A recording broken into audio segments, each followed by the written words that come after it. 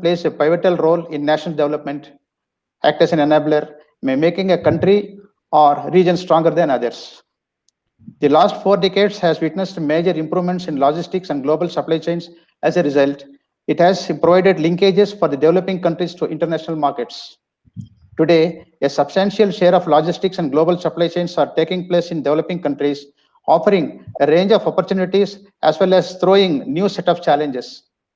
In order to mainstream trade as a growth enabler, the developing countries are required not only to implement economic policies for increasing competitiveness of their enterprises, but also improve the logistics sector reliability and efficiency. From an economic standpoint, the emergence of strong logistics and global supply chain has resulted in reorganization of industries based on the concept of comparative advantage. By relocating production process like R&D, concept, design, manufacturing, packaging, marketing, distribution, and retailing in different countries. Transnational corporations have been taking advantage of best available human and physical resources in different countries with a view to maintain their competitiveness by augmenting productivity and minimizing costs. India has taken a serious note of importance of logistic infrastructure for overall industrial growth and has embarked on the ambitious plan of holistic development of rail, road, port, waterways, coastal shipping, airlines, digital connectivity, power, etc. While talking on this subject, I should not fail to point out certain risks being faced by the rapid phase of improving logistics and growing inequalities between countries and regions. We should be cognizant of the fact that infrastructure and logistics are capital intensive sectors where the investments required are high, but the returns are negative to modest in short term. Therefore, the companies are required to take a calculated risk and adopt a scientific approach for logistics development while opening up their markets. They should be cautious not to fall in debt trap or lose sovereign control over the infrastructure. The logistics and supply chain industry has an important role in realizing the sustainable development goals. It is crucial in ensuring food and nutrition to people in need at an affordable cost. Similarly, an efficient logistics and supply chain system greatly contributes towards achieving the target on health through seamless supply of vaccines, medicines, blood, and other health products and services. It may play a crucial role in fulfilling other targets like decent work and economic growth, sustainable cities and communities, responsible consumption and production, industry innovation and infrastructure, among others. Freight forwarding. COVID-19 impact on the logistics sector. The impact of COVID-19 was first felt in China due to the role it plays in global manufacturing. China is also a major consumer of global commodities and agricultural products. Disruptions to manufacturing in China rippled through global supply chains. Cargo was backlogged at China's major container ports. Travel restrictions lead to a shortage of truck drivers to pick up containers, and ocean carriers canceled sailings. The resulting shortage of components from China impacted the manufacturing operations overseas. Major industries around the world, including automotive, electronics, pharmaceuticals, medical equipment and supplies, as well as the consumer goods, were affected. Although manufacturing picked up back by February and about 70% of the large industry has restarted operations, a return to full production capacity is unlikely in the short term because of the spread of the pandemic to China's trading sector. The rapid recovery was driven by the ability to contain in virus quickly and the government's policy towards trucking. The pandemic spread to the rest of the world, leading to lockdowns and border closures that restricted the movement of goods. Additional protocols introduced to ensure the safety of workers contributed to bottlenecks for freight. For example, the European Union trucks formed 37-mile-long lines on the A4 highway after Poland closed its border with Germany mid-March. In India, the lockdown created a shortage of truck drivers, which resulted in over 50,000 containers piling up the ports of Kattupalli, Chennai. Global featured logistics trends. These include steps that can be taken up in the upcoming future to develop the logistics sector. Environmental footprint and sustainable solutions will be the top focus. The impact and potential impact on Mother Earth from the way we work, live, and play as humans will receive higher awareness, unity, attention across the globe. From being something that to be a degree has been a piece of paper, companies will love to walk and talk and show focus on the progress. Next, automation, robotization, and artificial intelligence has a high impact on logistics. Automation, robotization, and artificial intelligence are rapidly emerging technologies that are receiving more traction use cases. Everything that we can automate, digitalize will become automated and digitalized. Robotics is a huge part of this trend with a large focus on machine learning. Robots are becoming more intelligent not only in terms of pattern recognition and performing tasks, but also in learning from data, making decisions, and adapting independently. The latter part of around machine learning is very fascinating and enables people and machines to cooperate from traditionally more coexisting. The intelligence aspect of machine learning is an important tool for the transport industry as it heavily relies on predictability and efficient logistics flows. There is no doubt that the growth of automation, robotization, and AI will have a dramatic influence on the transport industry and change the very nature of the freight forwarding business. Next, the Internet of Things is a key enabler for improving logistics value chains. Internet of Things is a major trend that allows for communication between devices that are connected to each other through small sensors of various kinds. In essence, everything that can be connected and would have a value being connected will be connected. The sensors will collect, store, and exchange data and make intelligent conclusions to act upon without human interaction. Today, we see connected road vehicles, pallets, and shipping containers, among other things, across the globe using data to adapt vehicle parameters to different routes and increase uptime of entire fleets. Internet of Things will become a crucial tool for freight forwarders to better control logistics flows, discover possible issues at an early stage, and solve problems. It is a key enabler for improving the entire logistic chain precision, predictability, and transparency, but as well assist in supply planning and combating emission levels. When it comes to electromobility, large contributions to greener transport, electromobility and finding innovative and eco-friendly energy sources is another strong trend. The development of electrical vehicles and powertrain systems will rapidly develop as we are moving away from oil-driven fuel and towards the battery-driven fuel. As new regulations are entering into force 2020, we can also expect to see an increase in use of eco-friendly fuel for maritime transports. Electromobility will largely contribute to reducing the environmental carbon footprint in the transport industry, as well as helping freight forwarders guide customers in making smart and sustainable decisions for their supply chains. Blockchain technology has an potential to revolutionize logistics. Blockchain technology, where information is held on the blockchain and exists as a shared digital database, is the next big trend. By storing blocks on information that are identical across its network, the blockchain cannot be controlled by a single entity and has no single point of failure. The information is public, accessible to anyone online, and easily verifiable. This new technology will revolutionize logistics with increased transparency for freight forwarders, minimized information disruption between multiple actors, and eliminated intermediaries, resulting in simplified and highly reliable supply chains. Urbanization and consumption will put strains on city logistics. In 2030, about 60% of the rural world population is expected to live in cities. This leaves us with a number of challenges. As the population shifts from rural to urban residency, the consumption in the cities will increase, as will the logistics flow in and out of the cities. We will see an increased focus on how to efficiently manage urban freight distribution, congestion, and noise, as well as environmental issues such as emissions and air pollutions. Self-driving vehicles will also contribute to turning around the city logistics, and new transport alternatives such as drones will be used to meet the increase in e-commerce. Developing and maturity of 3D printing will open up for goods to be produced much closer to the customers. Cognitive skills and insight and innovation become more important. With an automation, robotization, and artificial intelligence on the move, companies will need to different competence profiles compared to what they previously have to used to. Jobs are going from less follow instruction and execute to much more collaborative and cognitive in its essence. Analytics and technology savviness will become a key trait. In the past, knowledge of facts was a strength. It still is, but going forward, finding facts are a flip of a button away. Employees need to be increasingly savvy with interpreting, analyzing, and conceptualizing information and collaborate around it.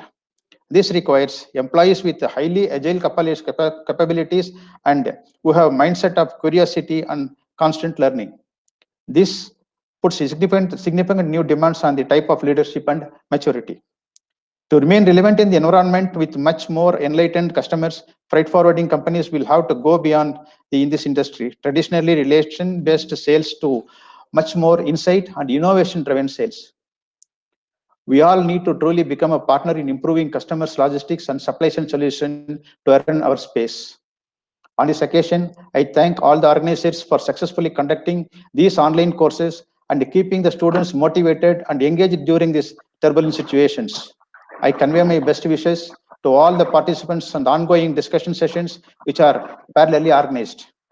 I'm sure that the exchange of ideas will bring new solutions to the logistics sector and pave way for making the world a better place. Thank you. Good luck. Thank you, Mr. Manimaran. Welcome. You have given us a bird's eye view of the LSCM situation, LSCM scenario all over the world. And you have drawn a picture for the future, what things are likely to come in the future with new technology like IoT, Internet of Things, and blockchain.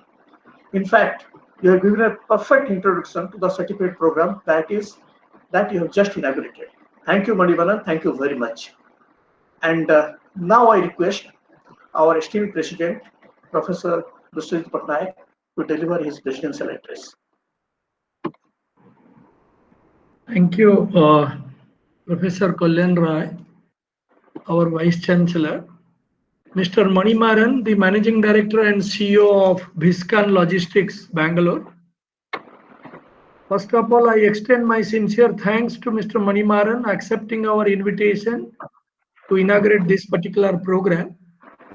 And they are pioneer in aviation logistics. I thought that this would be a strong value addition to all the participants to understand the scenario and the future trend. Am I audible? Yes, sir. Okay. Audible, sir. Yeah. And good morning, all of you, all the participants of this particular certificate program. I'm very happy and delighted to be part of this particular inaugural program of the certificate online course on logistics and supply chain. I must appreciate the efforts put in by Professor Pratap Pati and Professor Abhijit Mandal launching this short duration program for giving a the contemporary approach to the participants. In fact, as Professor Roy highlighted, that ASBM, when it was set up in 2006, that time we thought that how it would be different than other business schools. And deliberately we tried to identify what kind of the specialized management program which will be beneficial for the students, and also it would be in high demand for the corporate houses. And that time we were the first business school in the country to introduce a full-time program, that is a postgraduate program in logistics and supply chain management way back in 2007 in collaboration with Gati. And you will be surprised to know all our students, those who have passed out from that course, they are now front runners in most of the sought after companies, and they are doing pretty well throughout the globe. Similarly, also the ASBM started a course on retail management in collaboration with Future Group, Pantaloon that time. And that course also was very unique. And today, I take a pride to tell all of you that both in logistics and supply chain and retail, our students, they are doing extremely well. And we have supplied a very quality manpower to the industry. Now, coming to this particular certificate program, if you see the recent study conducted by McKinsey and Company, wherein they have predicted that by 2020, end of 2020 means December 2020, 80% of the goods in the world will be manufactured in a country different from where they are consumed compared to 20% in the past. So this focuses the importance of logistics and supply chain. It is a very unexplored sector which is growing, but I am sure that it has not optimized the resources. Interestingly, 1962, Peter Drucker, he highlighted that physical distribution is the last frontier of cost economies. You imagine 1962, how the visionary statement made by the management guru Peter Drucker, that physical distribution is most important. And today you find the logistics and supply chain, though in the past they gave the importance to efficiency, today the importance has shifted from efficiency to demand generation. How do we create appetite of the consumers to leverage the demand and supply gap by increasing the demand? So every industry today, those who are connected to supply chain, they are focusing on demand generation. Now, this revenue generation strategy for supply chain will be as important as a cost reduction approach. Now, in any kind of a industry or any kind of a sector, either you reduce the cost to make it cost effective, or you increase the volume of the business so that it can be cost effective. So today, the most of the logistics and supply chain company, they are giving importance on revenue generation rather than cost reduction.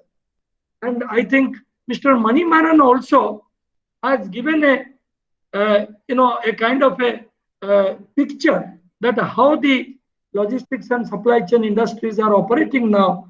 I think technology is playing very important role in logistics and supply chain. If you see, most of the world-class companies, the giant LSCM companies, they have already adopted the technology into logistics and supply chain management. For example, the IKEA, which is the largest, one of the largest, the logistics and supply chain company, they are identifying the inventory control system, the inventories in their warehouses to robotics.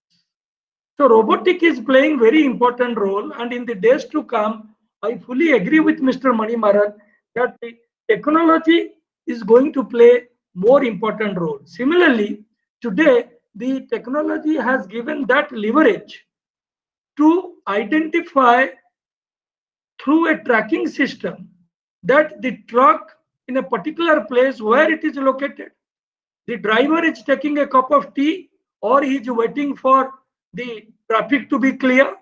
Those things are being monitored in the central office of the logistics and supply chain company. I was amazed when I saw in Gati KWE, in their one of the lab, they are tracking each and every movement of the trucks. So today, the logistics and supply chain sizably driven by technology. Another point which I wanted to highlight, that logistics and supply chain, it is not a very new concept. Maybe the technology is new. The management techniques infused to the logistics and supply chain is new. As our Vice-Chancellor said, that even in the olden days, the logistics and supply chain was very well there. As we are from Odisha, the name is Kalinga. The Kalinga in the ancient days, overseas trading was there with Indonesia, Java, Sumatra, Bali, and Borneo. So these are the the instances which has proved historically that logistics and supply chain, it was there, it will be there in the future also. So I think the most important aspect to focus today in the logistics and supply chain area, if I sum up the important challenges to my mind, the first one is the fuel cost. You must have seen in India, the fuel cost oscillation is too high. Therefore, how do we accommodate in pricing component fuel as a cost? Second thing is the business process improvement. As I said, that technology will play a very important role. So business process improvement is very important. The third one is improved customer service. At the end of the day, today, customer has plenty of options.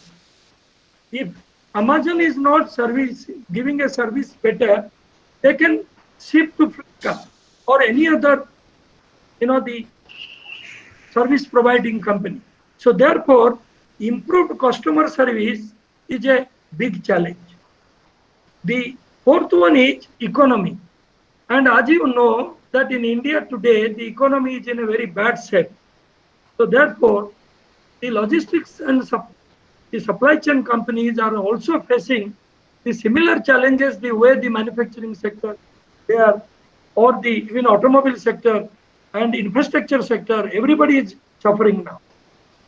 The next one is the driver shortage. In India, our biggest problem is the drivers now, the trained drivers. Most of the supply chain industries, they are finding there is a huge shortage of drivers. So how do we address that issue? Maybe this would be an entrepreneurial opportunity for many of you to have a driver training institute or giving an opportunity for a certification of the drivers. The next one is the government regulations. In a regulated regime, running the business is a tough issue. I think Mr. Manimaran will agree with me when government took a decision that in the aviation sector, the private operators will not be engaged in logistics and supply chain. It is a very big bolt to the industries, those who are operating since the last so many years. The next one is the environmental issues, wherein you will hear from esteemed speakers in the days to come that how green logistics is important. The next one is technology strategy. I think each and every logistics company should try to identify the future need of the technology, and accordingly they can equip the technological upgradation into the system. It is just not important to have technology. It is important how do you implement the technology to get the best result. I am not a man from logistics and supply chain, but I am a man from human resource. Sizably, if you see that today, the industries, those who are growing, and the industries, whether it is service sector or everybody depends on logistics and supply chain. As a consumer, I understand during the COVID-19, this pandemic situation, the real role and service of the logistics and supply chain company has been proved. It is to be appreciated. Today, we are under lockdown, shutdown, but we get the minimum provisions through logistics and supply chain. Today, when everything is closed, you find that their service is how vital and important. Maybe before this pandemic, the younger generation, they were in a position to appreciate the logistics and supply chain function of a company. But today, all of us, we know that how important, vital is this sector. And I am sure that this would be the future to add substantial value to the value chain of the production, and distribution system. With these few words, once again, I wish all the participants the very best for an interactive and learning session in the days to come. I thank Mr. Manimaran for sparing his valuable time to inaugurate this program. I thank our Vice-Chancellor. I thank the coordinators for launching this particular program. Thank you very much. Thank you, Professor Pattanayak. You have very succinctly complimented Mr. Manimaran's inaugural address with perfect academic input. Thank you, sir. I find our first Professor Acharyulu has joined us. I welcome him, and I now request Dr. Abhijit Mandal for formal protocol. Thank you, sir. Sir, there is not a disturbance, sir. Thank you. Thank you, sir. Honorable President, sir, respected Vice Chancellor and Pro Vice Chancellor, and all the faculty colleagues and participants. It's my privilege to have been asked to propose a vote of thanks on this occasion. I, on behalf of the ASBM University, extend a very hearty vote of thanks to the honorable delegates who blessed us with their presence and took out a valuable time of your busy schedule. I must mention our deep sense of appreciation for Chief Guest, Mr. V.S. Manimaran, Chairman and Managing Director, Visskan Aviation Pvt Limited, for his work. I especially liked Mr. V.S. Manimaran's speech, where he mentioned new generation logistics and supply chain management, IoT and blockchain. The way he explained the topics is exemplary. I also wish to express my gratitude to our President, Sir, Mr. Biswajeet Pattanayak, for providing encouragement and support. We are very grateful for giving us an opportunity to organize this event. I heartily congratulate to all the participants for their active participation in this event. As no program can become successful with a single person, so I extend my big thanks to our all faculty colleagues for their support and all our volunteers too. Thank you all for making this event successful with your contribution. Thank you, sir.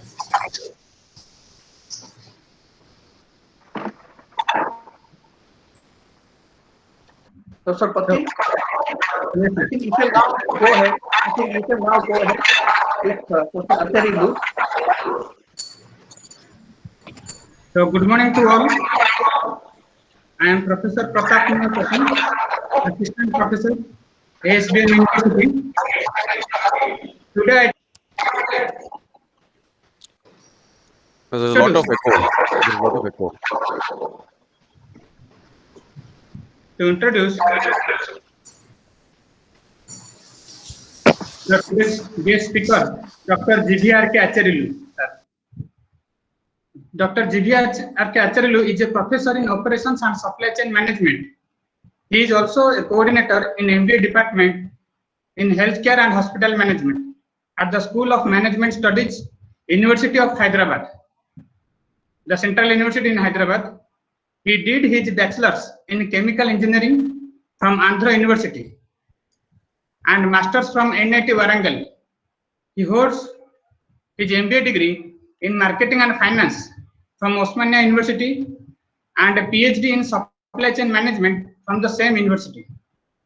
He has 19 years of experience in teaching in management subjects like operations and quantitative methods, supply chain management, research methodology, information systems, hospital management, and 10 years of experience in industry, in operations and materials division at Sponge Iron India Limited, which is a Government of India enterprise. Sir has worked as faculty in quantitative and operation research for 7 years at Apollo Institute of Hospital Administration, that is from year 2000 to 2007. Sir has published 20 research papers in national and 22 in international journals in the area of operations, supply chain, and healthcare management. He has presented various research papers at international conferences held in USA, Australia, Singapore, Thailand, and Dubai. He was visiting faculty at Asian Institute of Technology in Bangkok, Thailand, for teaching logistics management during January to April 2014 under Ministry of Human Resource Development, Government of India in deputation basis. Sir has published about 10 books on the subjects of research methodology, statistical tools, marketing research, logistics, and supply chain management. Sir has also published books on strategic quality management, healthcare and hospital management, pharmacy administration, etc. Sir has conducted several conferences, seminars, SPSS training workshop, and management development programs in the area of supply chain management and healthcare management. Sir has 8 scholars who were awarded PhD under his supervision in the areas of supply chain and healthcare management. And currently, 5 PhD scholars are doing research in operations and supply chain management. He is also serving as the Vice President in Indian Subcontinent Decision Science Institute for India since 2014. Sir is the recipient of Association of Indian Management Schools and ICFI Best Teacher Award for 2017 at the 29th AMS Annual Management Education Convention, which is organized by the Department of Management Sciences at Pune University. So thank you, sir, and it is my privilege to welcome you to our online certificate program on advanced logistics and supply chain management, innovating for the future. Sir, over to you, sir. Sir, please. Thank you. Morning to all of you.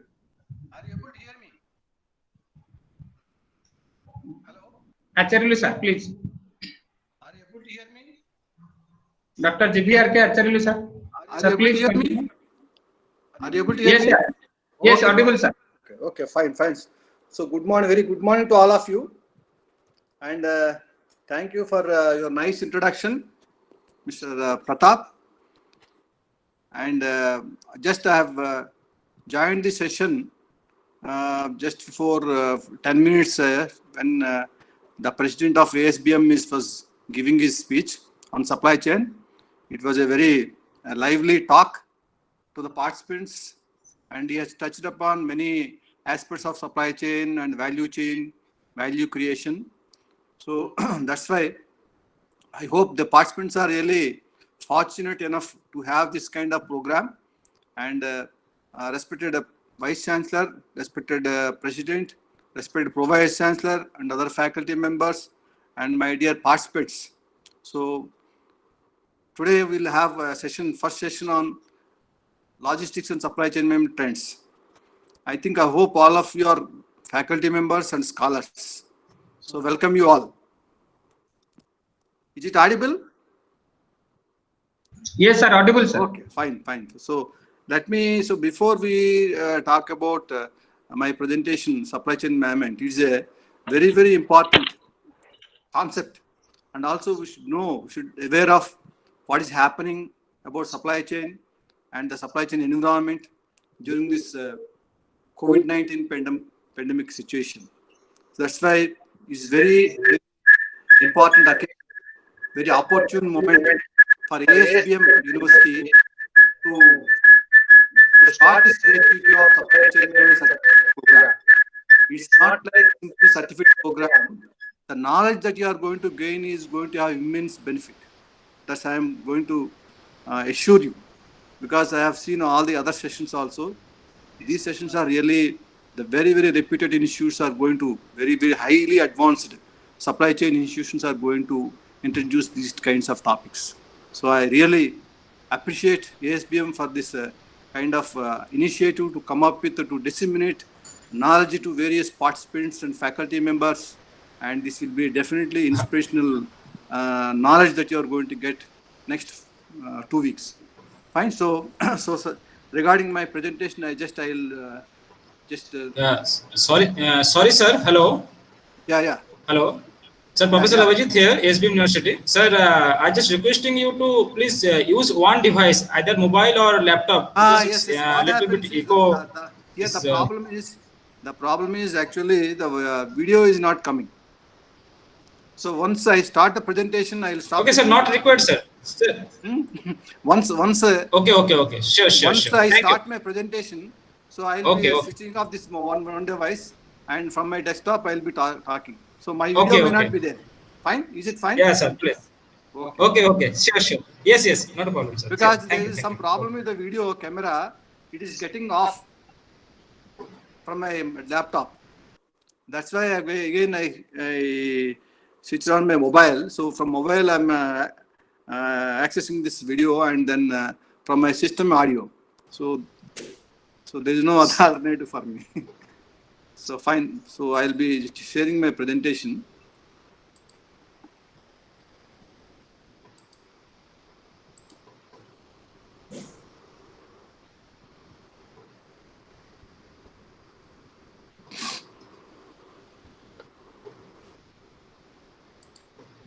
Are you able to see the presentation?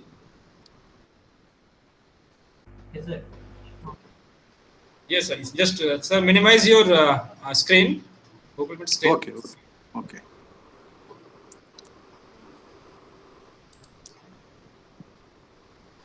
Is it fine? Yes, sir.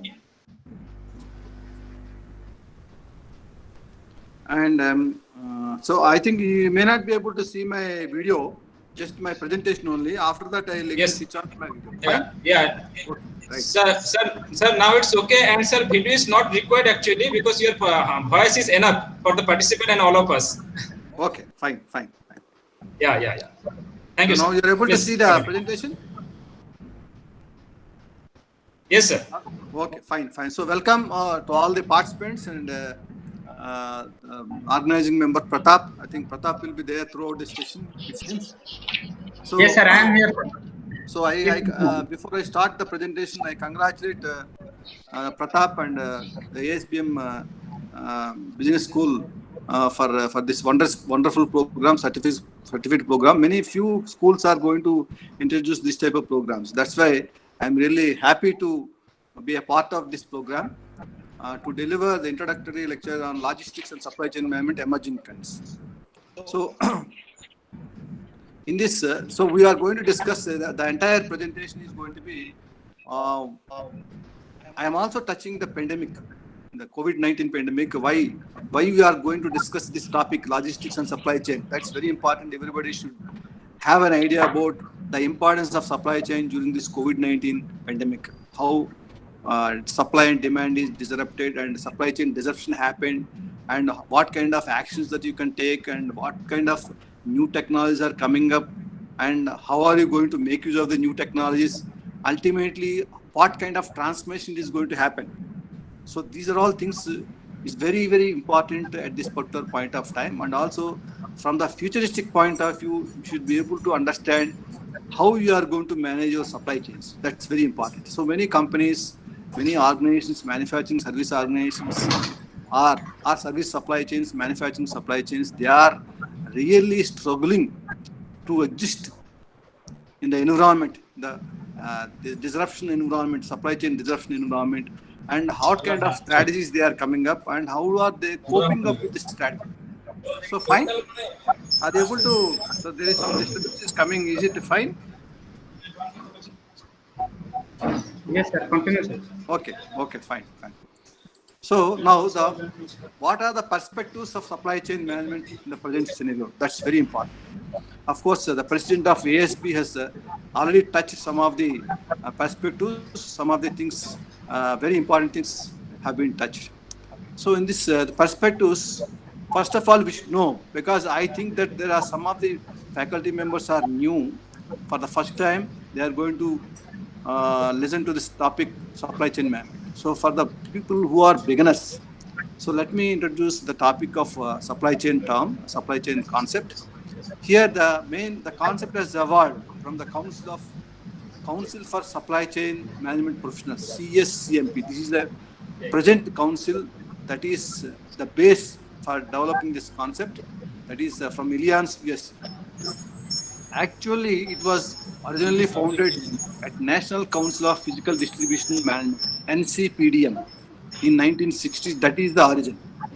In 1985, this NCPDM's name was changed to Council of Logistics Management, CLM. So if you see different supply chain management textbooks, others like Christopher and other others, if you see, so they mentioned the Council of Logistics Management definition of supply chain.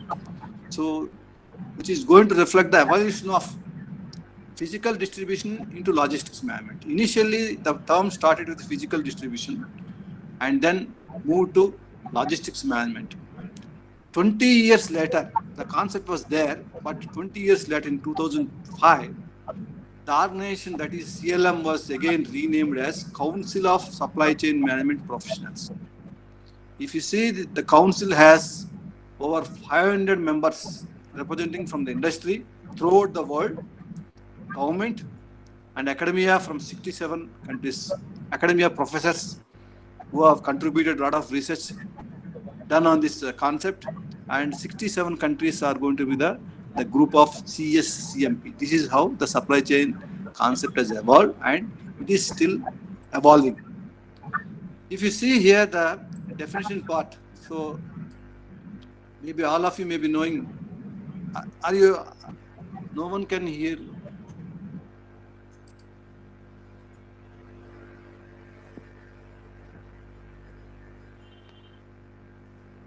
Is it fine? Yes, sir. Please continue. There is a message, no one can hear you. There is a message that has come, no one can hear you. So ASBM FDP muted you to turn your mic. No, audible. Is it audible?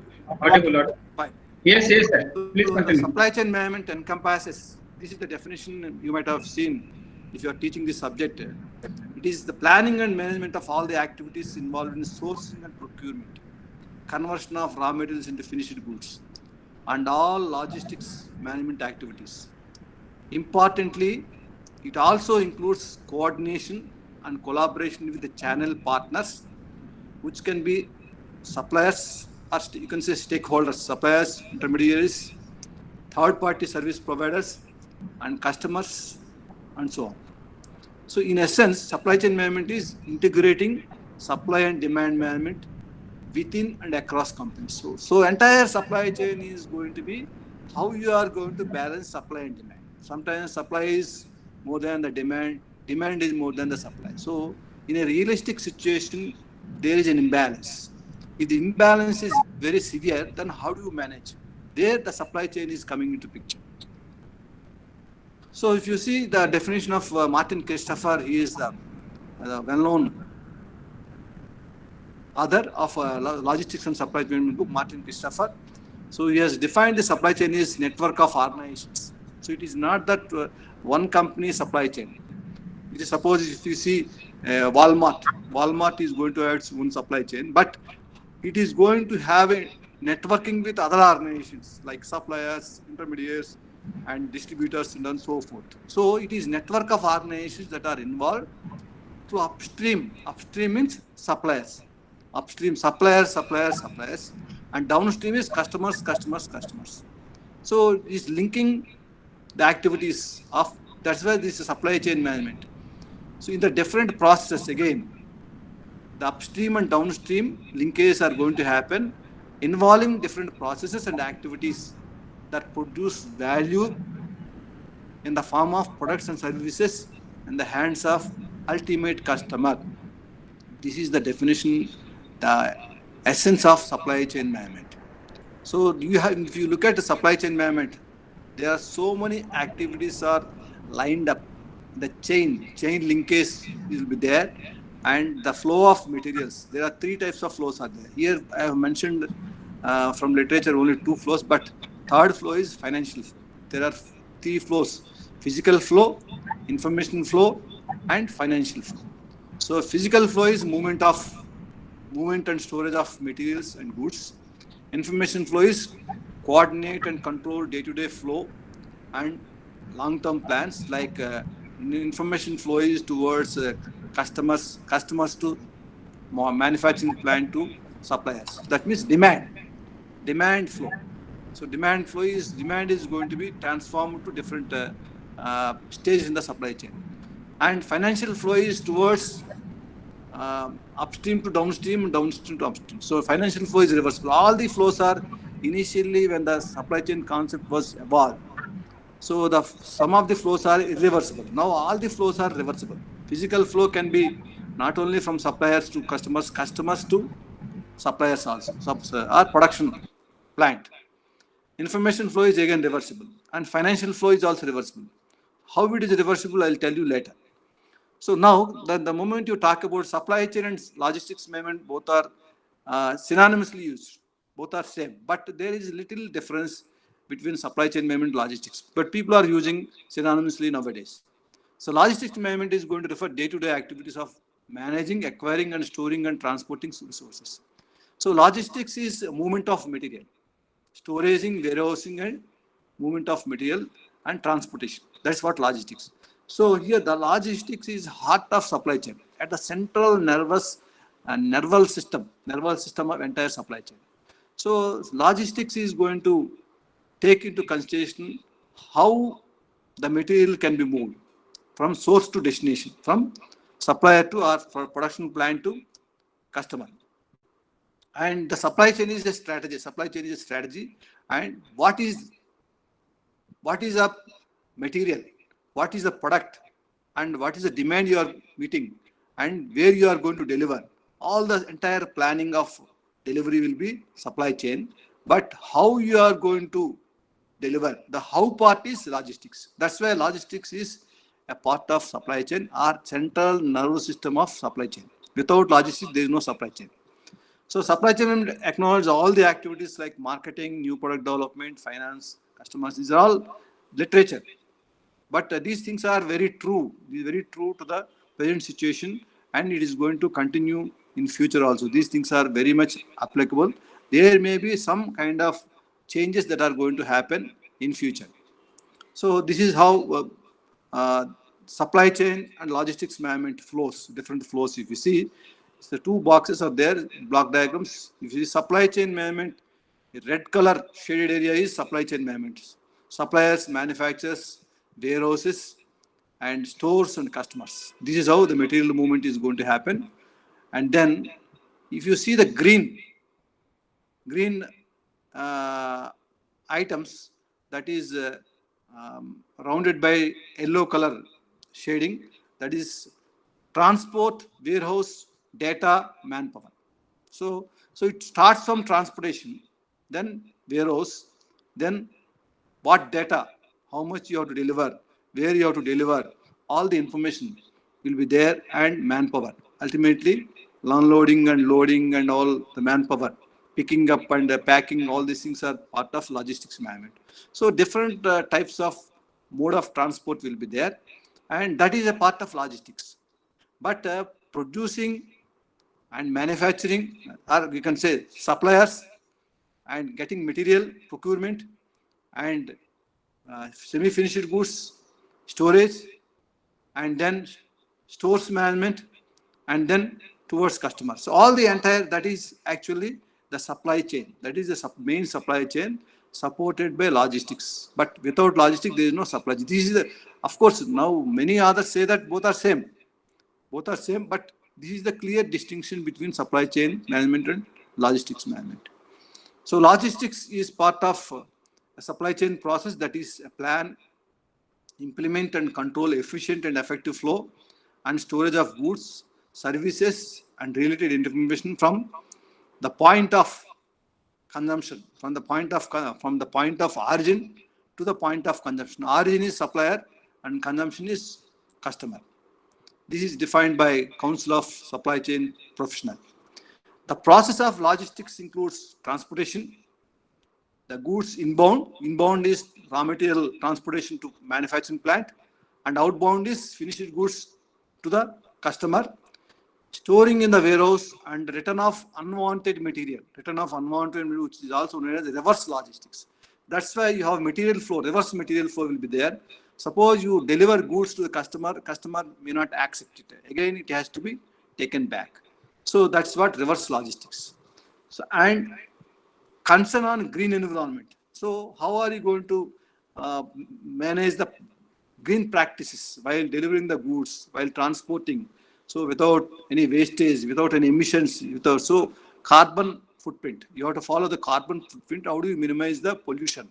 And purchasing green. There is a green purchasing concept.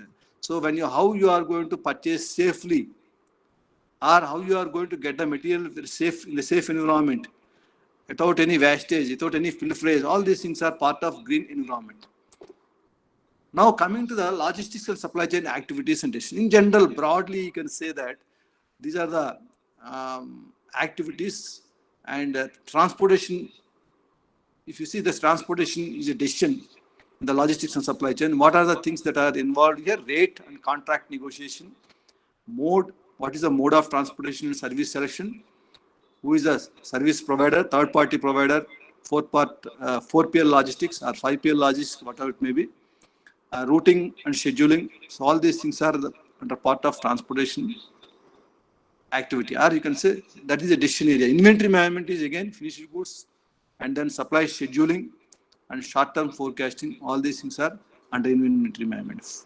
If you come to the warehousing, public warehousing and private warehousing, so and space determination, warehouse configuration, then stock layout and dock design, and stock placement and cross docking. So cross docking is one of the very, very emerging area strategy, supply chain strategy, where Walmart started.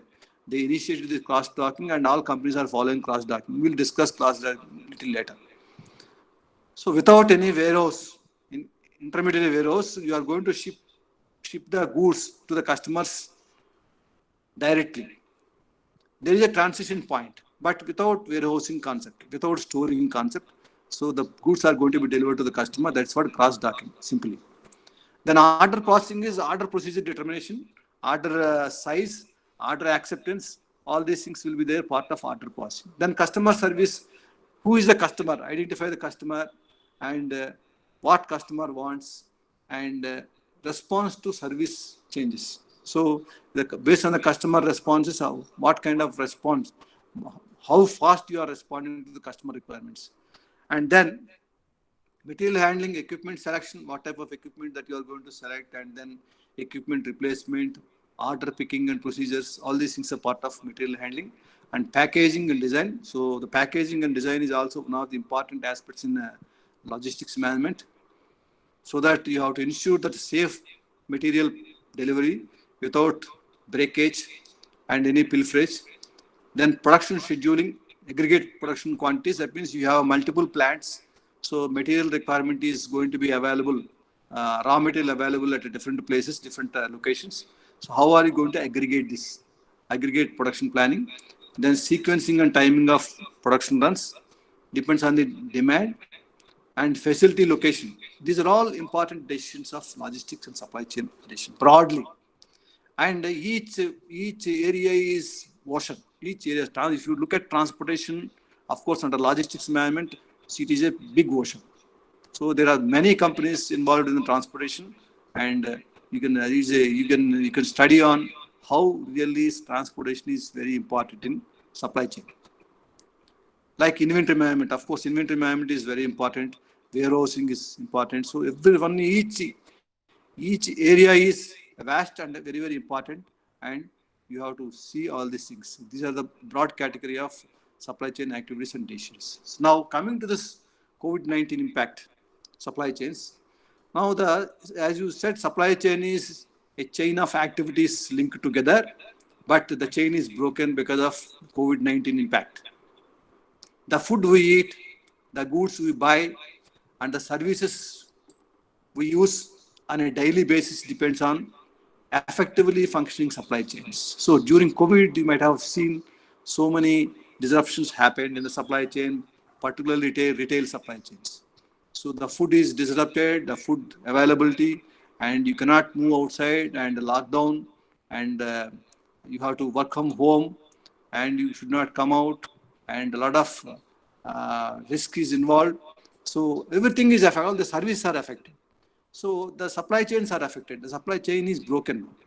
Now, in this situation, now you should be able to understand how this COVID-19 pandemic has really created significant disruption for organizations and society at large, and has radically changed the macro and economic outlook of for the 2020. Of course, it is going to have effect for the next 2 years.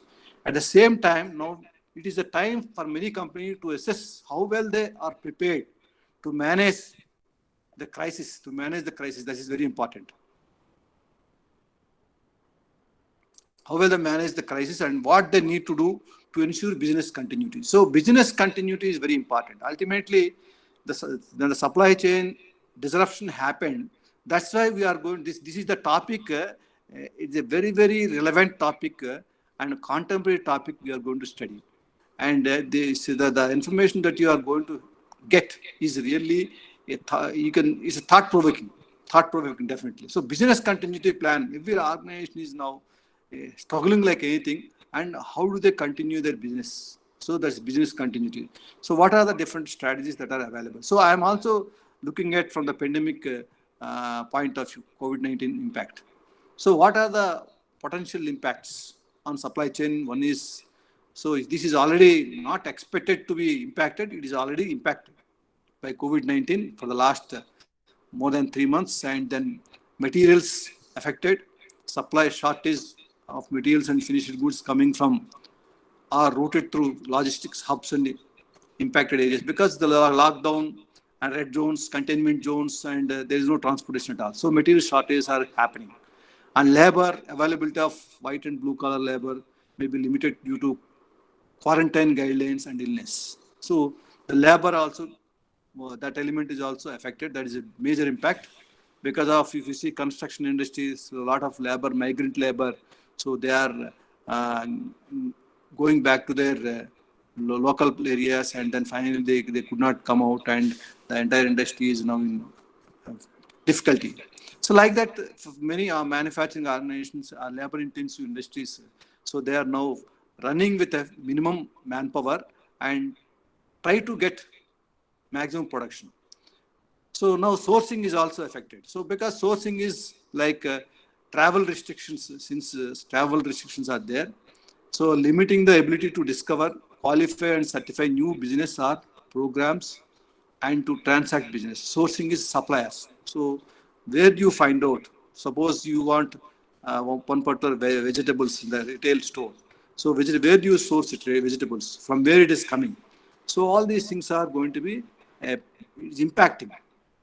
Then logistics, of course, already established hubs and supply networks may experience limitations in capacity and availability, so that even if materials are available, they won't be easily transported because everything is blocked and everything is stopped because of this COVID pandemic. So finding alternative routes, what are the alternative routes and means of transportation will be a challenge. Of course, today we are able to get localized vegetables, localized stores, and localized food items, all the items, even localized pharmacies. All these things are available because of this logistics alternate routes of transportation. And consumers, the major impact. Consumers may be more cautious in their purchasing habits due to fears about being public or potential exposure to virus. So that's why many turn to online. So many may turn to online sales, straining logistics networks. Here what happens is many people are going for online orders, and finally the logistics networks are strained because they don't have assured quantity. Even one single quantity also you have to transport. So that's why their straining is happening. So there's no aggregation that is happening for the logistics networks. And travel restrictions and quarantined areas causing material and labor shortage and limit movement in and out of established hubs and supply networks. This is about the potential impact on supply chain. And in our increasingly complex world, where demand is uncertain in terms of when we buy, where we will buy, and what we will buy, it becomes a real challenge to manage the supply chain to meet the demand. So people are now, they stop buying different luxury items, and they only essential items they are going to buy, and adequate amount of supplies only they are going to buy. like medicines and essential goods, vegetables and groceries and other things. But they are not going to buy electronic devices and TVs and white goods. They are not. So it's an uncertainty. A lot of uncertainty is there in that segment. And too much supply. So again, you have there are two situations in the impact on the supply chain. Too much of supply and not enough supply. These two extremes. So too much of supply is inefficient, as it means at best discounting products and loss of revenue. So not enough supply means consumers become disillusioned and may switch to another product. So despite its limited recognition, supply chain management is the art of commercial success or failure. So this is a short-term phenomenon that is going to happen, but it is going to re-establish, reconnect, and re-stabilize.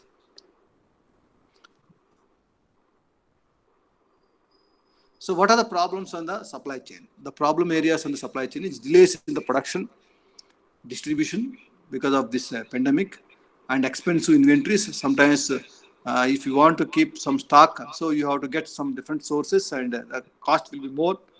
A lack of partners coordination here. When the chain is broken, the information is missing from partners, suppliers, or wholesalers, or retailers. And uncertainties in deliveries. Deliveries also, suppose you give an order, online order. So earlier, before COVID, it will be delivered in 24 hours. Even from where, anywhere, any part of the world. But now it is happening, it is 3 days, 4 days, 5 days. So delivery uncertainty because of the transportation problem, logistics problem, and the material has to come from different routes and different modes. Poor demand forecast. Again, demand forecast is affected. So the demand forecast is going to be based on the present trend, but the current trend is going to be based on previous trend. So the previous is fine. Before COVID, it's fine. But during the COVID, this particular data is essential to forecast for the next period. But that's a poor demand forecast. You cannot follow earlier forecasts. You have to. So if you follow earlier demand forecast, means that is a poor demand forecast. Interference with the production. Again, production is going to be stopped based on, suppose your capacity is being reduced and it is increased, and based on the demand only, the capacity is going to be manipulated, and poor quality. So sometimes it is going to happen poor quality also because of the urgency of material. So the material is going to be delivered without ensuring quality also.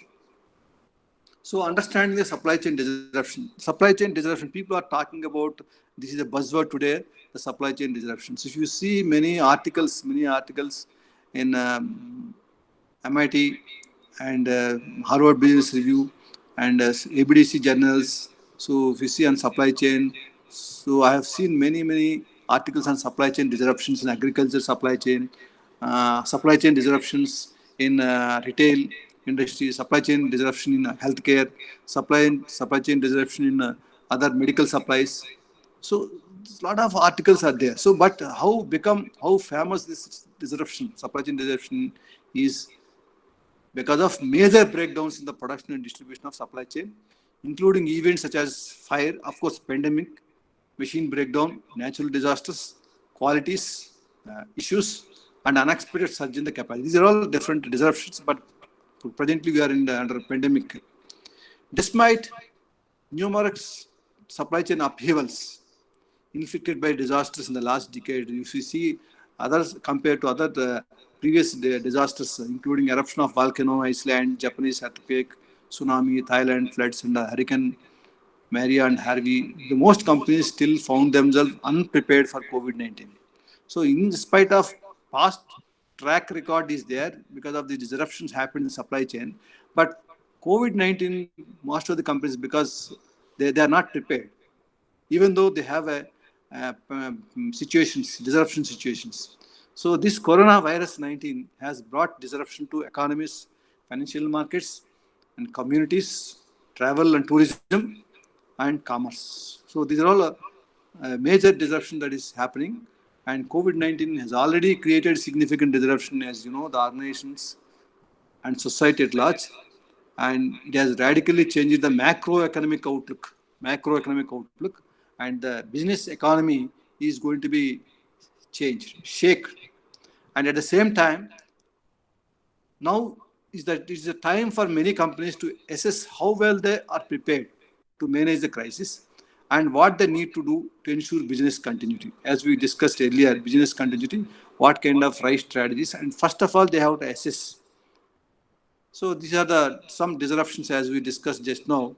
There are different companies, global electronics manufacturer and global computer maker and global automakers. So disruption happened in a different period of times, and impact also estimated. The study is given by S&P's Capital IQ, and the recovery time was there. Earlier, there was a recovery time for 1 year for Japanese earthquake, and then 3 months, less than 3 months for this thing, US-China trade war, and 6 months for Thailand floods 2011. But now the duration, nobody is going to expect anything. Maybe some people see this pandemic is going to be there in December, it will continue up to December and next year, March, like that. So the duration is go on extending. But earlier compared to this Japanese earthquake, that is 1 year it is taken. So now we will see how much time it will take, but unless medicine comes, unless vaccine comes, you cannot say that this is the duration that is going to be fixed. So these disruptions are weakening demand, as we saw, and skyrocketing demand. Sometimes demand is created artificially by some companies because customers need badly required of the items and create uncertainty in the obtaining raw materials and impact the ability to ship and receive products due to shortage and logistics bottlenecks, ensuring workforce capacity to assemble and ship products. And then many suppliers do not have relationship built with the second and third tier suppliers because the chain is broken all of a sudden, so they don't have relationship with their partners, channel partners. So that means they have relationship with the immediate partners only, but not prior. Or you can say that third tier is an immediate partner. So second tier, first tier partners you should have. So that the link is broken and the relationship is broken. That's why disruptions are happening. So if you see a small case, I'm not explaining entire case. Samsung, which has plants in the home country of South Korea, previously diversified its smartphone production to Vietnam and India, while maintaining components from China. But yet pandemic was broad enough to still disrupt Samsung's smartphone production because see China, so there are components that are going to be imported from China. So that is the production is still going to be, even though they have diversified production to Vietnam and India, but still they are major portion of the components are coming from China. So that is going to be affected. And second case, if you see, there is a Visskan Corporation, one of the Apple suppliers, told that half of its capacity could be located outside China by 2021. The company is now eyeing for India and Vietnam and Mexico. Of course, this is many companies are eyeing for India so that they can come out of China. Foxconn, an electronics contract manufacturer, has its assembly parts located in mainland China, produced for many world-leading electronics companies, Apple and Intel and Sony. So this disruption happened because of it is focused or concentrated there, all the plants in China. Now, what are the strategies to combat the disruption, supply chain disruption? Stockpile inventory. Stockpile inventory means you will be in a bulk amount you stock or create an inventory in bulk amounts so that you can that means you anticipate a particular disruption and keep 3 months stock or 2 months. Like if you see how pharmaceutical supply chain survived during this pandemic means, so in India, so they have imported their procedure is 3 months before they have to procure. Next 3 months stock that will be available before 3 months itself. So because of the import rules and regulations, so they have to, so before pandemic comes, we have already 3 months stock. That's why we were able to continue, and slowly the imports and exports started, only on essential pharmaceutical items only. And then diversify the supply base. This is one of the important aspects. So so that's why sourcing is very important in supply chain management. So you diversify your supply base, who is reliable supply, and wherever the supply reliability is low, then you try to find out alternate supplies. Develop backup suppliers. Suppose alternative suppliers. So suppose for the same item, same component, one item is going to be supplied by multiple suppliers. So when you are having multiple suppliers are supplying same item to different manufacturing organizations, then how do you develop backup suppliers? Means 80% you can give to main supplier and 20% you can find out other suppliers, 20% of the requirement. So what happens is if 80% supply disruption happens, so 20% you can ask other person to increase the supplies. Manage product demand. So demand management is one of the important aspects, and using this demand forecasting, advanced demand forecasting methods, and also you have using information technology. Strengthen the core supply chain. Core of supply chain means what is your core of supply chain? That is the product quality, and then production capacity, and how are you going to estimate the demand. So what are the variabilities in the supply chain? This is very important. Most of the supply chains, even service supply chain managements are manufacturing supply chains, demand variability, process variability, and supply variability. These three variables because of which the supply chain disruptions are happening. So even most sophisticated demand forecasting tool if you use, but you are failing to anticipate the demand.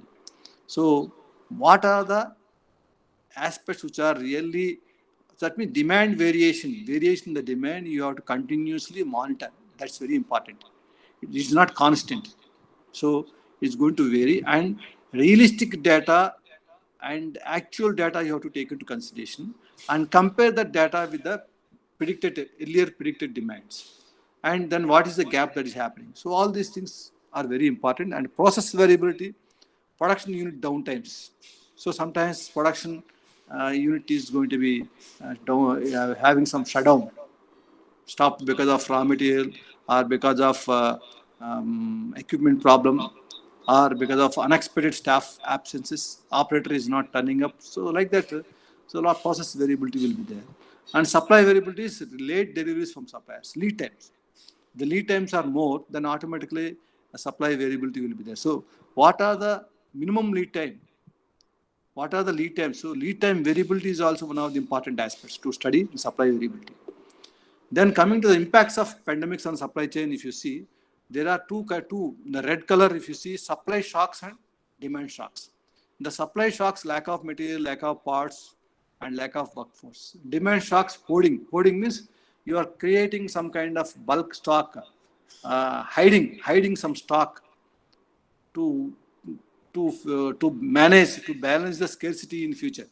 And drop in demand, should really drop in demand and substitution. All these things are part of demand shocks, and these supply and demand shocks are constraining distribution activities, that is trade restrictions, and then lack of workforce, closing of facilities, all these things.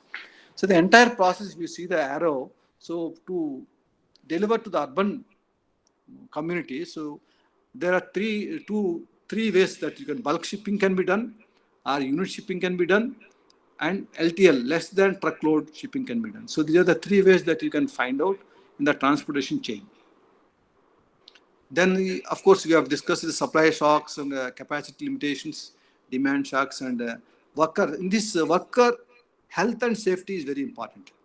Worker. So the primary concern is the companies now, they are taking care of their employees during this pandemic situation. So the welfare of employees is very important.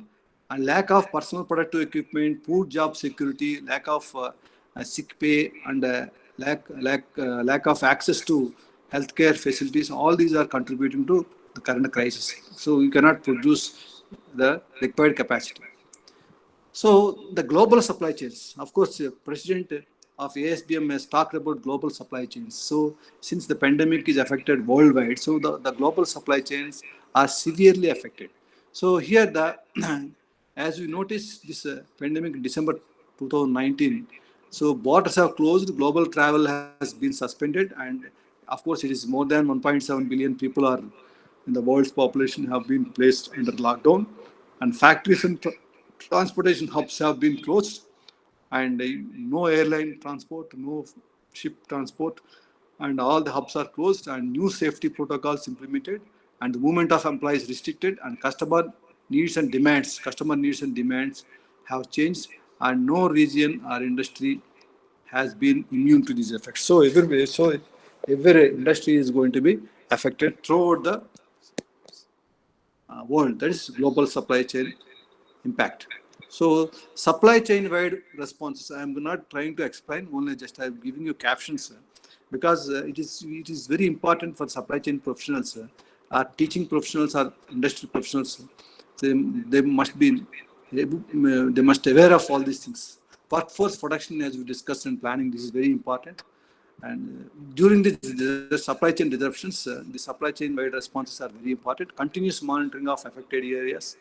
Suppose if it is regarding protocols and keeping, suppose it is a logistics, and suppose if it is a transportation network, all these things you have to monitor very carefully and conduct end-to-end supply chain risk assessment. So there is one area that is emerging area is supply chain risk management. Supply chain risk management, earlier it was there, but now all of a sudden, because of this disruption supply chain pandemic COVID-19, so the supply chain risk management, people are now giving a lot of importance to the supply chain risk management. So of course you have a PricewaterhouseCoopers online tool is there. This tool is going to give you the disruption scorecard, and then you can employ this. You can see this supply chain risk assessment tool, and establish and mobilize command centers. There is one concept that is coming up nowadays. The supply chain, every supply chain, like it is a Amazon supply chain or Walmart supply chain or Nokia supply chain or any retail Reliance supply chain or any Big Bazaar supply chain, any supply chain. So there is a supply chain concept. So supply chain is a network of organizations, sharing the resources optimally. And now in this case, so this is called war rooms. Established. So this team is supply chain command center is a team empowered with a clear C-suite mandate. C-suite mandate means executives, top level executives will be sitting across. They form a war room and they will discuss, like a COO, CFO, and Chief Financial Officer, Chief Operating Officer, Chief Information Officer, all chiefs. They monitor and make decisions, address supply chain vulnerabilities. So all the information is going to be tracked to the top level, and they sit together and what kind of strategies they have to adopt immediately to take action or quickly to take action. Practice on action plans. So this is not that you plan for something, but without implementing, it's not going to work out. That's why, how are you going to implement a particular plan? That's very important. And again, demand sensing. This is also very important. Demand sensing. There are demand planning. So demand planning software is available, and they are going to use technology. Using the technology, demand is going to be identified from small pockets and aggregated. So using this IoT, Internet of Things, that's a technology where I'm going to discuss later, IoT, and the localized demand is very important. Localized demand sensing is very important. Then forecasted demand. Then inventory monitoring and management, of course, this is going to be very continuously important. And scenario planning. Scenario planning is one important aspect. Suppose if this disruption happens, what could be the solution that you are going to have? So you are going to scenario building. Scenario building is very important. And you will be in the entire value chain, end-to-end value chain. Wherever the problem is, if you anticipate the problem and try to develop some solutions for that. It is not that when the problem arises, you anticipate the problem will come, but there is no solution. That's it, that kind of situation you should not have. Then close communication and engagement with supply chain members. This is very important. So suppliers, you have to have a good communication suppliers. So whenever a pandemic situation is there, so it is not that you are going to see simply away from suppliers. You have to shield the suppliers and know about the suppliers' capacity, know about the inventory, status of the inventory, and share information with the suppliers. And you have to closely maintain the relationship with the suppliers. That's very important. Maintain contact with the carriers, even transportation and logistic providers, carriers. You have to maintain good relationship, and also the most important, customers. So in this pandemic situation, these are the important responses from supply chain wide. So if you see, these are some examples. If you see economic impact of supply chains from the virus is already being felt by some companies with a big exposure to China. Those who are having manufacturing facilities at China and also importing components from China. So these disruptions are happening. Impact happened, and most of the 70% of the exports. So are most of the world is going to depend on 70% of the imports from China in terms of medical and other items and other devices. So Tesla has been forced to close its Shanghai-built factory temporarily and is evaluating whether the supply chain for cars built in its California plant will be affected. So because California plant is going to be getting components from the Shanghai plant. And General Motors, which last year sold more cars in China than US, has said its Chinese factories will be closed for at request of government. So they have closed. Of course, they are going to be started. And Ford and Toyota have also idled some time for their assembly plants and look to set a continue shortly. So these are all different examples. If I go on explaining, so it is going to be just a self-explanatory. Different case studies are there, and a lot of supply chain case studies are evolving during this pandemic on COVID-19. So in terms of inventory, in terms of supply chain disruption, in terms of delivery responses, and different how supply chain can be transformed. So how do you prepare your supply chain for disruption? Disruptions happen, but how are you going to? So risk management strategies. So the most important strategy, risk management strategy, and also you have to compliance with the regulations, labor, material, capacity, financial issues. And there is one. Hello. Hello. Hello. Hello.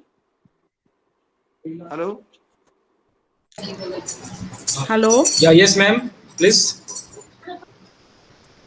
Hello. Madam, Hello? it is audible. It is clearly audible. Please raise your voice, madam. Sir, please continue. Yeah. Hello. I think voice is any problem with the voice? No, sir. Voice is clear, sir. Please continue. No, no. Please continue.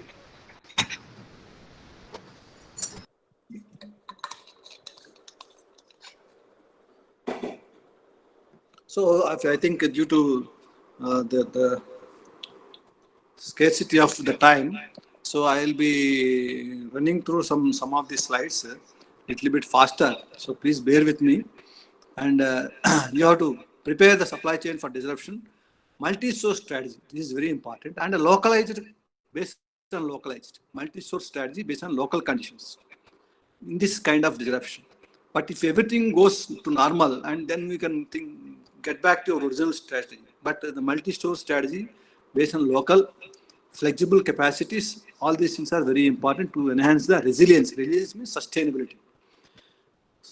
The main impact is lack of access of staff because people are not coming because of this virus, and then you have decreased productivity and increase and change in public behavior in terms of shopping habits and spending. So nowadays the people are not going to shop as they used to do.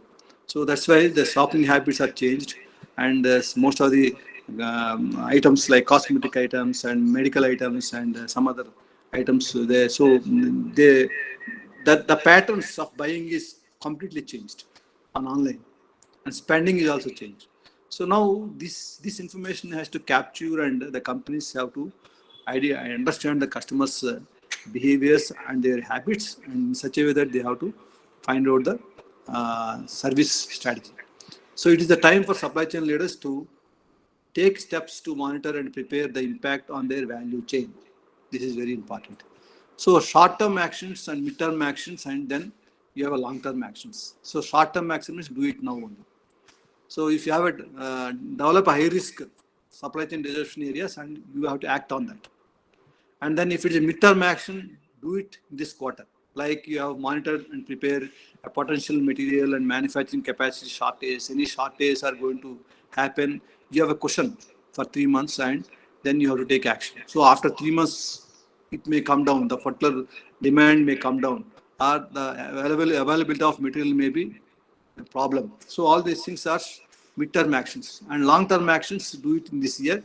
This is going to be based on forecasting of data and long-term basis. So demand variability. If demand is going to vary for particular products, so those products are having demand that you have to produce. Otherwise, if you produce the products which are not having demand, which are not having consistent demand, so unnecessary inventory will be there. So if you look at supply chain leaders and their teams can conduct a scenario planning exercise and develop action plans.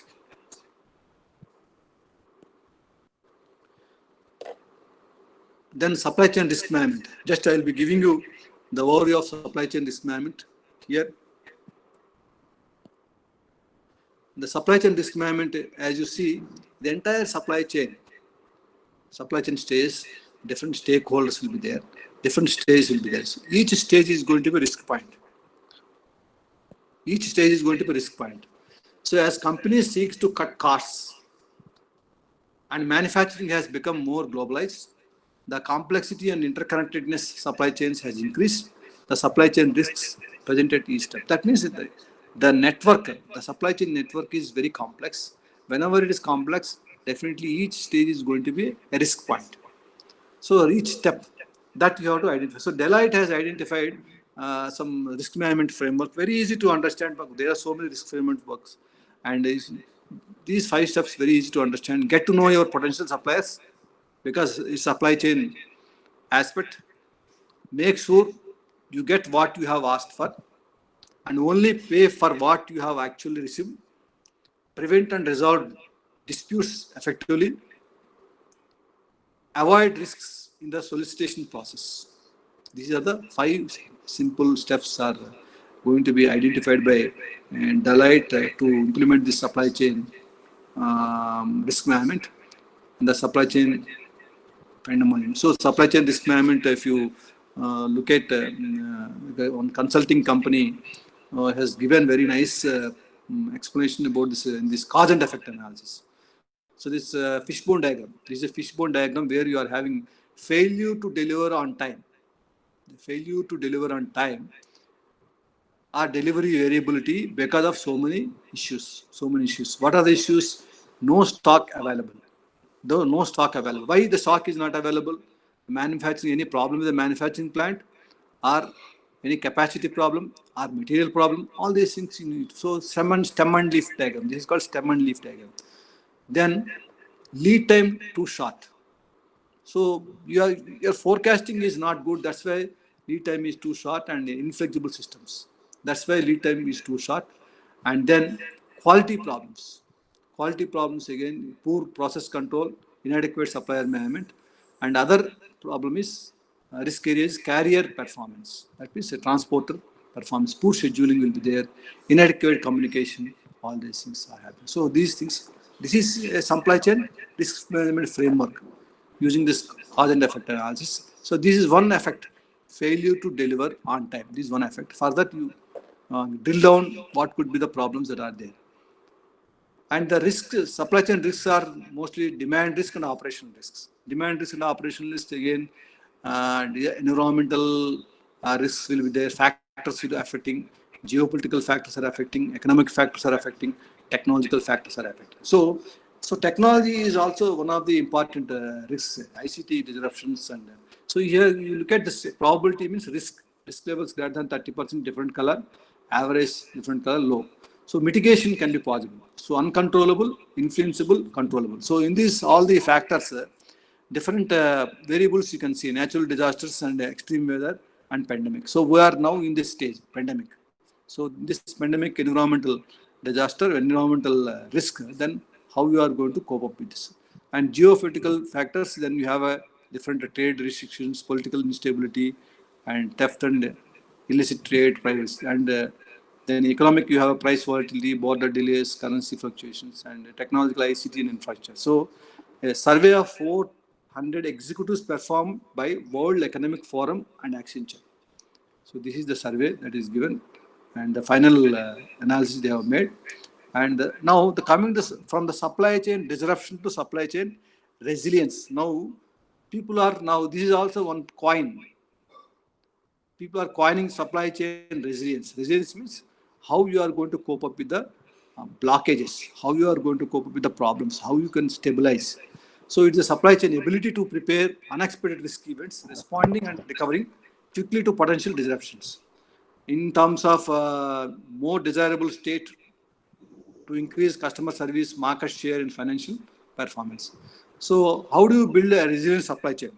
So one is analyzing the risk, take long-term view, centralize your risk monitoring, and be targeted, communicate what you are doing, evolve your approach through lessons learned. This is simply building a resilient supply chain. How do you strengthen the supply chain? These points we already discussed. Supply side, we have focus on the tier 1 supplier, not tier 3 supplier, tier 4 supplier. And then eliminate the extended supply network, and then update inventory policy, prepare for plant closures. Sometimes, if it is not advisable to run the plant when the demand is not there, you have to close it. Then global scenario planning. This is all supply side. Demand side, you have prepare for the rebound, conduct global scenario planning, evaluate alternative inbound logistics, and all this in demand side. Then within the company, you have to educate the employees, you have to reinforce screening protocols and prepare for increased absenteeism. Then restrict non-essential travel and promote flexible working arrangements. Align IT systems. This is very important. Align IT systems and support to evolve work environments. Then this is what another Accenture has given. Mobilize supply chain resilience. So mobilize building supply chain resilience is you have to mobilize. That is a command center. As I said, your cockpit control or control room. So they are going to mobilize what to be done and what are the interventions they have to make. Then sense, then prioritize the risk, then analyze. If you are able to find out what if conditions and protocols for source, plan, make, distribute, and service implications, then configure. In the configure, then you are trying to develop a scorecard assessment to track and measure the effort. Again, mobilize. So this is called a cyclic process to operate and execute the plan. Then coming to the very important aspect, that is supply chain trends 2020. So in this, so you can see this diagram. You can see blockchain, you can see automation, you can see learning, artificial, big data, drone, robots, AI, artificial intelligence, machine intelligence. Then you have a 3D printing, neural networks, self-driving truck, data lake. These are all the trends that are going to happen in supply chain. So the entire supply chains, of course, if you see, it is small and medium companies, they may not be able to adopt technologies fastly, but the companies which are established like Walmart, Amazon, and you have all the Indian companies like pharmaceutical companies, and there are some chemical companies, supply chains. They are now adapting because this disruption, they can't bear this disruption because technology only will give a solution for the smooth flow of material, smooth flow of information, smooth flow of financial information. So the supply chain trends, if you see, that's why the future supply chain is called digital supply chain. It is a digital supply chain. It's not simple supply chain. So from the global perspective, it is all digitalized supply chain. So digitalizing the logistics industry is expected to bring out significant reduction in procurement and supply chain costs. So the effect of digitalization of supply chain is, or digital supply chain is, how are you going to reduce the procurement cost, significant reduction in procurement and also supply chain cost, while giving a considerable boost to the overall revenues. That means the performance levels are going to increase. So supply chain digitization is simply as efforts to integrate corporate systems into unified whole, as well as implementing new digital technologies. So that means you have to develop a new supply chain ecosystem that demolishes silos. Silos means compartmental views. and creates transparency. So people are talking about for the long time. So the role of IT in supply chain. So the IT is going to play a crucial role in supply chain to smoothen the process. But they are not prepared for that. Pandemic 19, they are not prepared. So so now digitalization is going to enable them to see that, break all these barriers and enhance the responsiveness, enhance the responsiveness. It is going to envisage a digital environment that does away with a manual process and provide a single view of organization. That means at one stroke, you will be finding out what organization is doing and what actions that you can take. Then you have so many modeling techniques are there, modeling supply chain networks and shortest route processing, and then how are you going to optimize your vehicle routing. All these things are scenario building will be there. These models are available, but these models are now extensively used in the present scenario. So technology complements supply chain teams. Technology is going to complement supply chain teams, more specifically use of autonomous mobile robots, AMR. This is one term. AMR, you might not be seeing immediately nearby, but in future, when you visit different warehouses and retail houses, you will see these autonomous mobile robots will likely to be adopted by more companies over the next 4 to 5 years.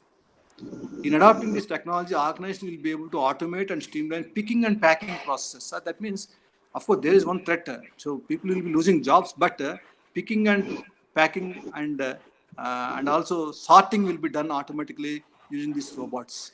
That means you'll be saving time, and also you'll be the quantity of picking will be more. The quantity of picking will be more and safe environment. For example, if you see AMR, autonomous mobile robot technology focus on automating the actual picking process. It relies on information from companies' warehouse management as managed by supply chain team to do so. Because you have to employ many labor, and then you have to use tools, and you have to set up. So a lot of process will be there in picking up the material from source. So that's why this is one important trend that is going to be there, and supply chain solutions will continue to move on the cloud. Now the cloud computing is coming up. So the cloud computing, so a lot of data is going to be generated in the entire supply chain from supplier to distributor to customer through production. So here, if you see, while many organizations still rely on legacy on-premise, they have legacy systems. They have supply chain softwares like SAP, like I2 software, like Bond. There are so many softwares vendors are there, but all the softwares, while maintaining legacy, but all the softwares in future, everything is on cloud. You need not invest on buying software. That's why you have, there are some platforms, you see software as a service, SaaS, infrastructure as a service, or you can say platform as a service. You need not invest money in operating system. So you put it, so it's cloud, it is available, and you need not install and set up everything. So from the cloud, you can extract and do your work and complete it. That's all. So you'll be paying some fees. So you need not install softwares and equipment and maintenance. All these things can be avoided. So cost will be coming down. So supply chain cloud computing offers flexibility, scalability, and a global reach while doing away with the need to maintain extensive and expensive on-premise computing infrastructure. Supply chain analytics. Suppose tomorrow you want to go for a vendor rating. So there are 1,000 vendors are there, and 1 lakh items are there. So all these things you can do. You need not install a software and all these things. On the cloud, it is available, and whichever software that is so component, you can buy it, hire it, then do it, and you can continue based on the license. So according to McKinsey, if you see cloud-specific spending in 2020 will grow. Of course, it's already growing 6 times faster than other IT expenditures.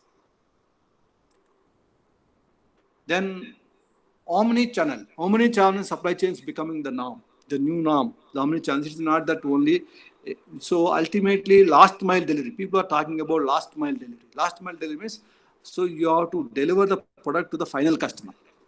So it is not that customer has to go and pick up somewhere. It is available, and it is stuck up somewhere. It is available in the port. It is available in some other main station.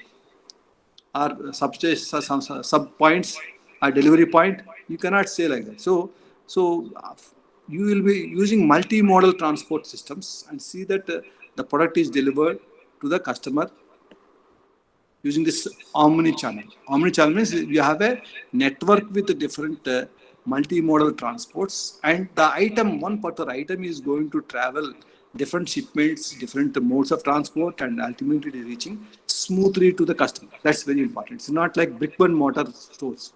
Omni-channel is going to provide supply chains a greater demand on logistics and supply chain with the simultaneous requirements of supplying individual customer orders as well as replenishing stock at the retail outlets. So replenishing stock, it's not that simply meeting the customer orders, individual customer orders, but it is also replenishing.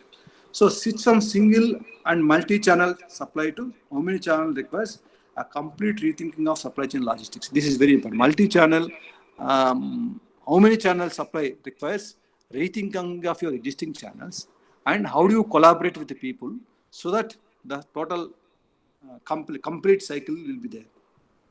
Then greening the supply chain. As we discussed earlier, green supply chain is one of the emerging trends, green supply chain.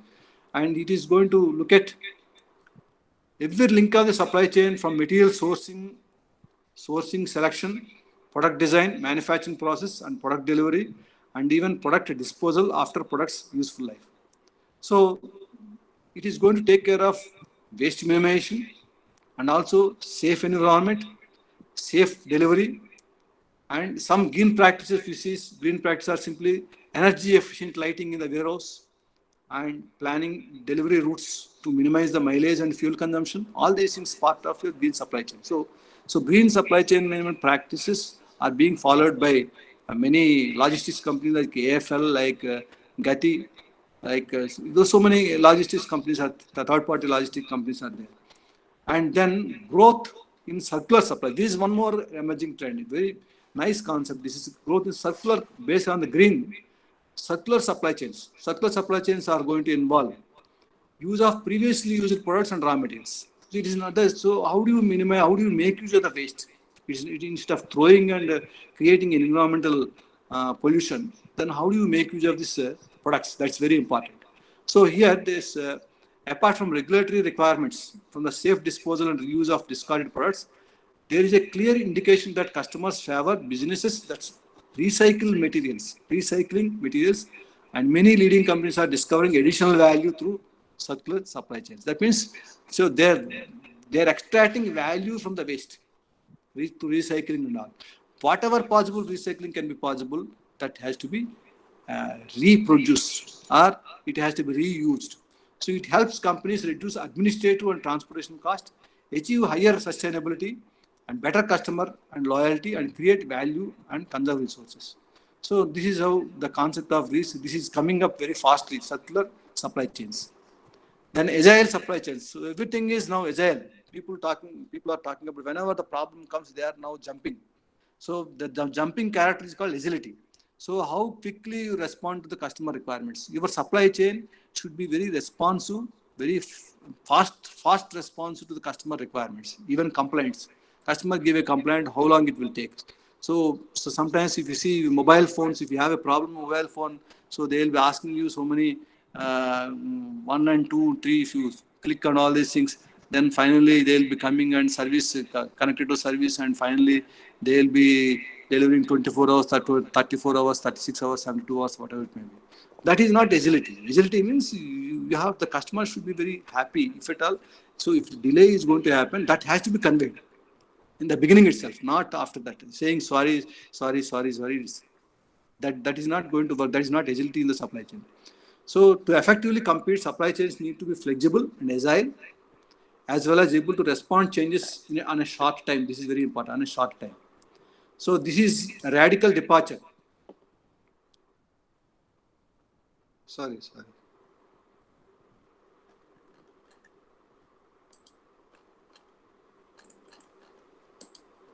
This some.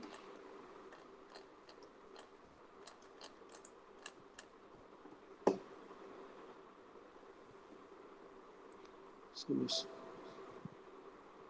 there's some disruption happened, supply chain disruption. So we have to identify this disruption. Then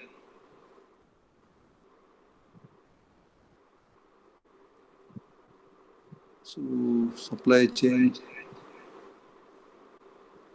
Here we are having omni-channel and green supply chain and agile supply chain. Agile supply chain. So here the agile supply chain management is going to be switch from offshore manufacture to local and nearby supply chain. This is very important. It's not that offshoring and giving it to outsourcing to somebody who is very far away, and identify the local source. Dependability on local source is very important so that the faster delivery can be ensured. That's why it is near shore, not offshore. Advantage of this agility is including shorter delivery of items and lower shipping costs. With less money tied up in the stock, organization can respond quickly to the changes in the demand. So now coming to the industry revolutions, why I want to introduce industry revolutions. So some of you may not be knowing industry revolutions because industry 4.0, people are talking about industry 4.0. Over a period of time from 1765 to till date, we have a different revolutions. Now currently we are into fourth revolution. That is cyber physical system. Cyber physical system, that is CPS. Now tomorrow you can see, tomorrow all the people who will be talking about CBS only. Cyber physical system, that is internet and virtual world. Internet and automation, completely automation. So cloud, big analytics, big data analytics, internet of things, all these things are part of your fourth industrial revolution, where if you don't update it, the companies don't update this fourth industrial revolution, they are out of the business. That's why there are different technologies, different providers, different cost structures are involved. Then what best you can make use of this technology, that is very important. We cannot keep idle. We cannot keep quiet. So automation can be 20%, automation can be 30%, depends on your capacity. So here, Industry 4.0 is some of all this is a disruptive innovation that is happening. That's why the disruptions are going to happen in supply chains also. And digitization, that's why digital supply chain is a new era, new supply chains. All the supply chains, 80 to 90% of supply chains are going to be digital. And they are going to have automation, transparency, mobility, modularization, network, collaboration, and socializing of products and process, social concept. So this is what leveraging how supply chain leverage Industry 4.0 is. You have IoT platforms. Of course, if you see here, this digitization and integration of vertical and horizontal value chains. And again, you have digital business models and customer access. And digitization of product and service offerings. These are the three levers that are happening around which data and analytics are there. These are the different technologies, mobile devices technology, cloud computing, augmented reality and wearables, and virtual reality, AR and VR, and the multi-level customer interaction and big data analytics, smart sensors, 3D printing, authentication and fraud detection. Again, you have a blockchain is coming into picture, and advanced human-machine interfaces, and machine learning and location detection technologies. All these things are GPS like GPS. So advanced versions are coming. So these are the new technologies. Wherever possible, it is very much essential to have a business transformation, to have a business continuity in a faster way, and also in a more creating value to the customer. So data analytics as a core, data and analytics as a core in the supply chain. So see, in the supply chain point of view, and as an emerging supply chain, the emerging supply chain, as you know, it is digital supply chain. So create, from the operations point of view, operational efficiency point of view, create optimal inventory level and reduce buffer inventory. So with the Internet of Things solutions, data can flow real time from suppliers, partners, and customers.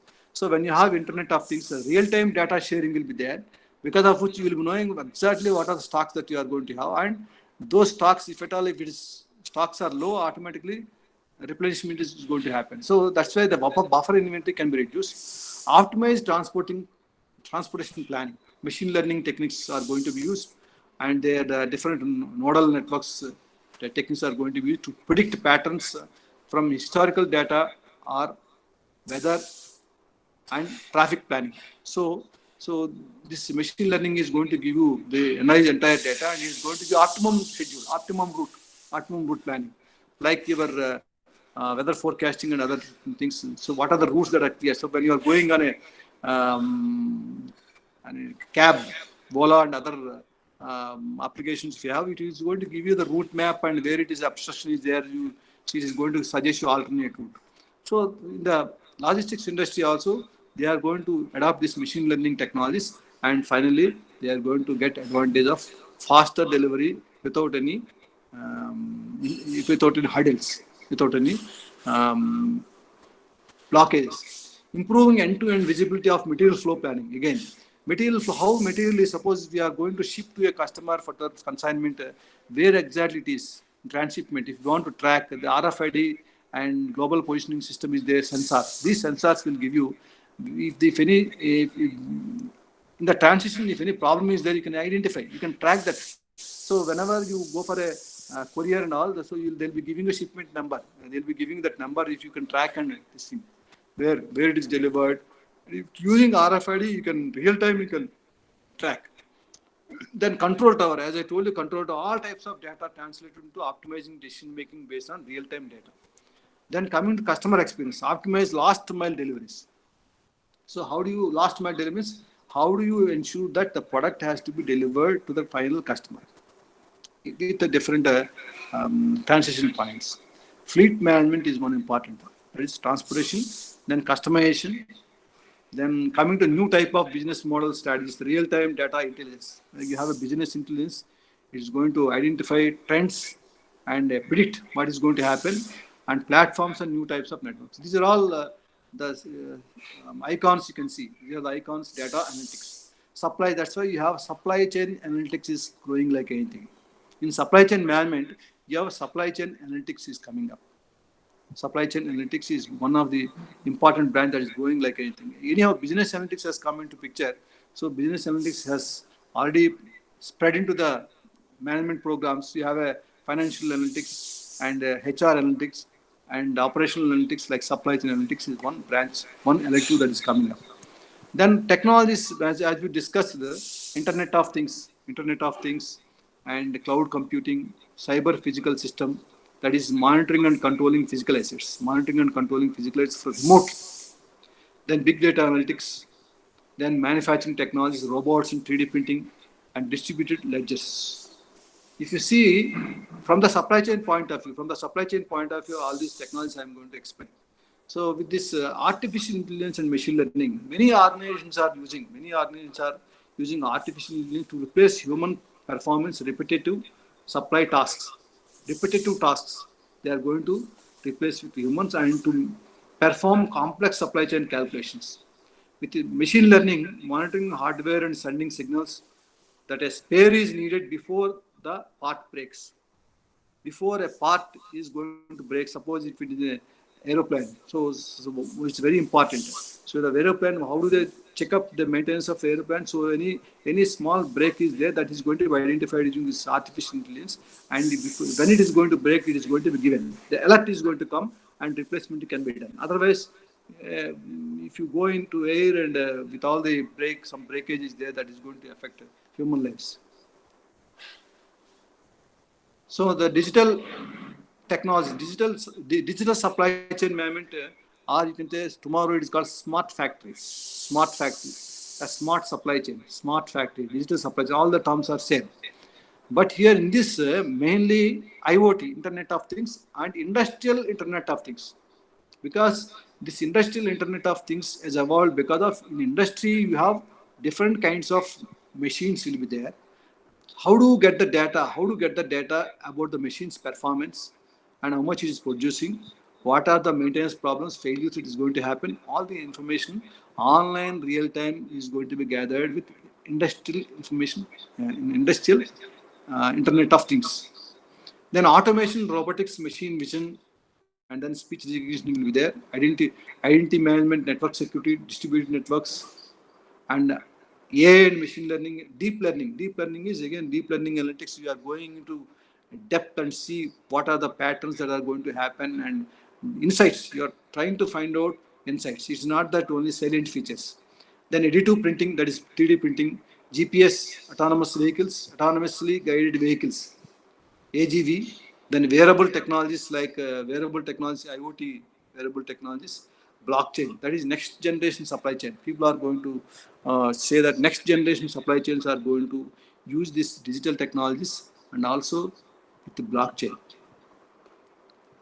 Then coming to Internet of Things. Internet of Things, if you see, IoT is going to allow organizations to monitor inventory. Automatically, how much inventory is there, automate stock reordering and keep track of deliveries. All in real time. Sensors can predict wear and tear on the equipment, allowing timely ordering of spare parts. IoT increases supply chain transparency. IoT increases. So earlier people talked about RFID, that is radio frequency identification. Now the IoT is coming into picture, and RFID is a part of IoT. This is what Internet of Things is. Just if you see here, from home bed to the, so here there are different IoT devices. Here coffee maker and alarm check. If you refrigerator, in the refrigerator you have a RFID tags, records groceries as needed and suggest receipts. Then oven setting from computer or phone if running late. Then you have a cell phone secure platforms identification and verification for payments. Then automobile map traffic in real time. Others can track your location. Then you have electric toothbrush. Electric toothbrush is going to give automatically reorders brush heads, shares brushing habits with your dentist. And then your media player remote orders new songs and videos. And then you have a vending machine automatically records supplies before it empty. So all these things. So that means tracking and tracing is happening, and it's going to give you alert. That means you need not intervene manually into this what is happening. So these the IoT devices are going to generate lots of amounts of data to take a decision. So here this is television immediate one-click ordering of products seen on commercials. The moment you see on commercials, then one click you can order it. So like that. So how things are going to be easy using this Internet of Things.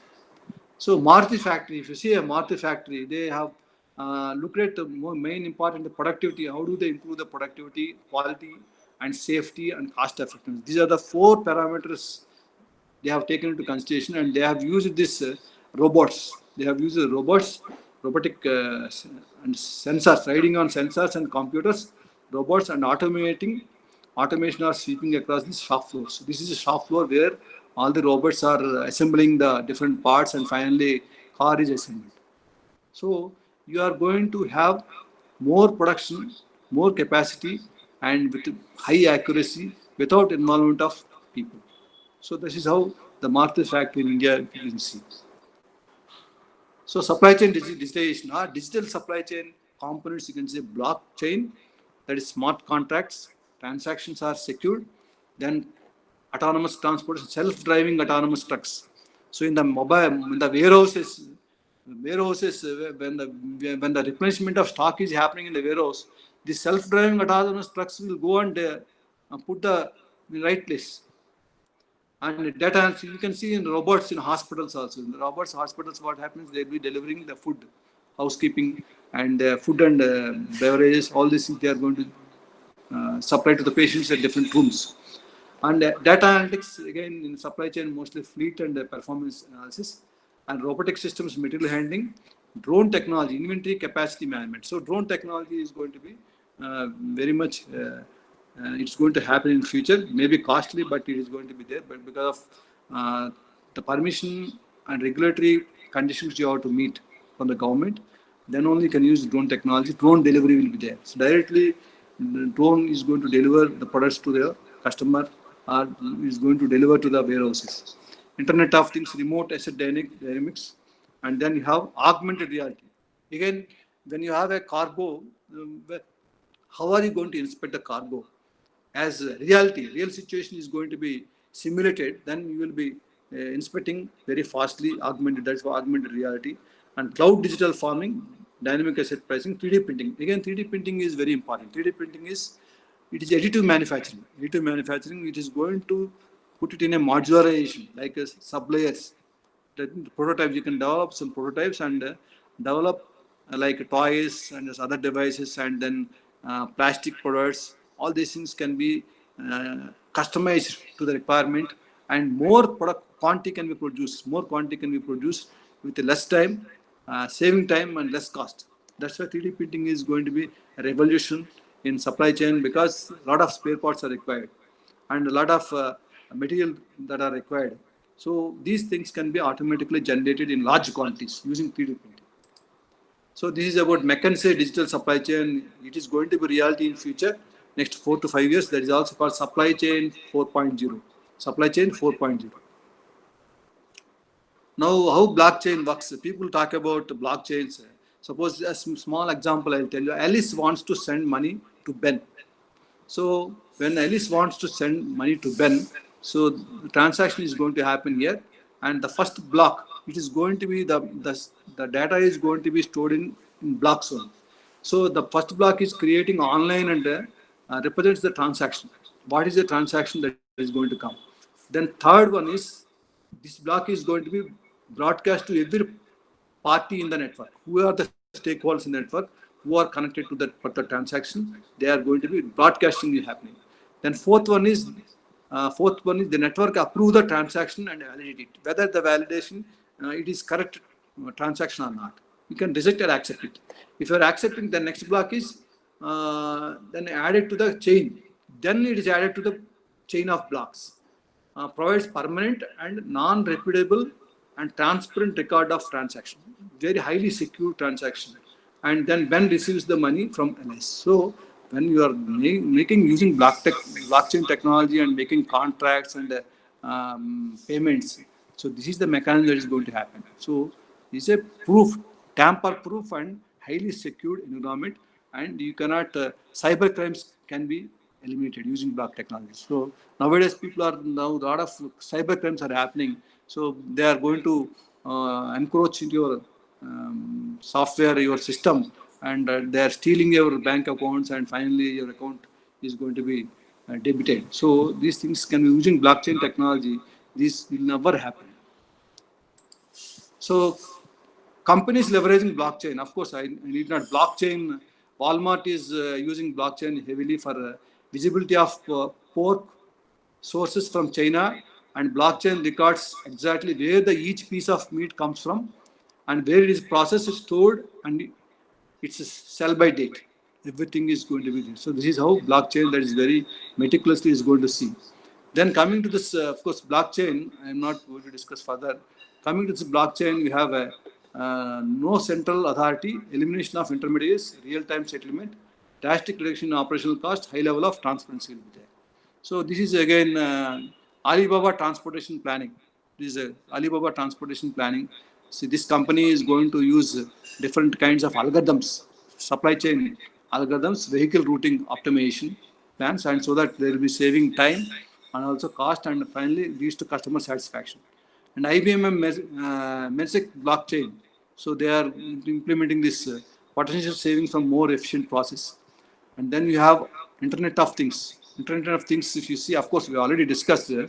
There's a case study, excellent case study, that is Traction Smart Container Siemens RFID. So this case study, I'm not going to discuss here. This you can go through it. So it is going to track and trace assets and fleet management and delivery alerts, navigation, and its autonomous operations are going to happen using in the supply chain. Then augmented and mixed reality. So augmented reality is going to be optimized logistics operations, picking, sorting, goods inspections. All these things are going to happen on the operations, logistics operations. So DHL vision picking. DHL vision picking is going to be a good case study in this. And 3D printing is again, it's a decentralized production. It is a revolution for manufacturing organization where 3D printing is going to be from customized to mass production, and customized production, reduce transportation cost. Here, customized production.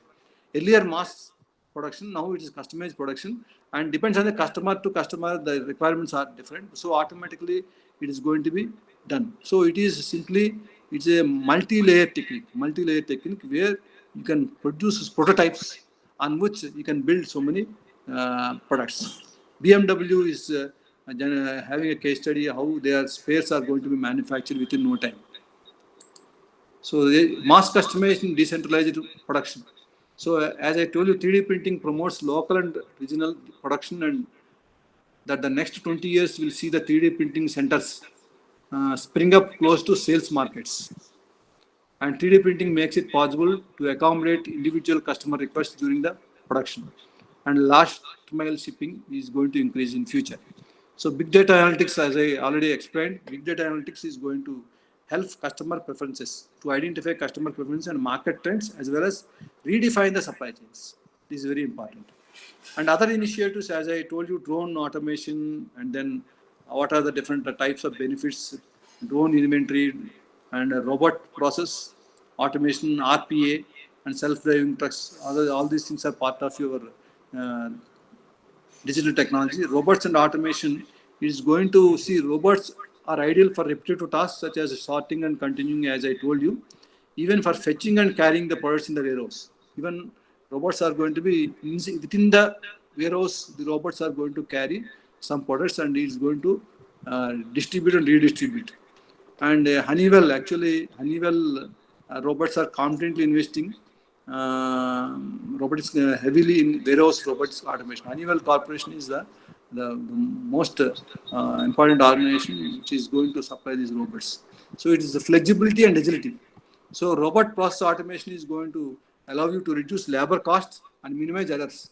So product quality check, then sorting, then intra-warehouse transport, then picking, then cargo loading and unloading, delivery. These are all the things that are automatically robots are going to happen instead of manpower. So 15 components of smart factory. When you talk about 15 components of smart factory, so first one is smart network.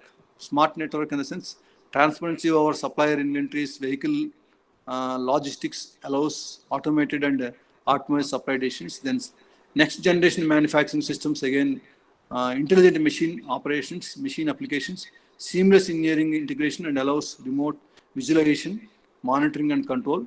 And third one is cloud storage, and fourth one is data analytics, fifth one is cyber security, sixth one is intelligent sensors and actors. The seventh one is cyber physical systems. It is interconnected systems and social machines.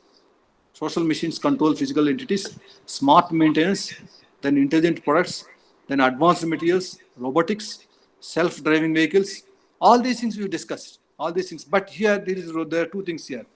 There are some not IoT related. There are some IoT related. So all these shaded part, thick shaded part is IoT related, and not IoT related are additive manufacturing and robotics and advanced materials, and also this responsive manufacturing. These are all non-IoT related. That is what smart factory. So in the immediate action across supply chain can help retailers meet customer demand during COVID-19.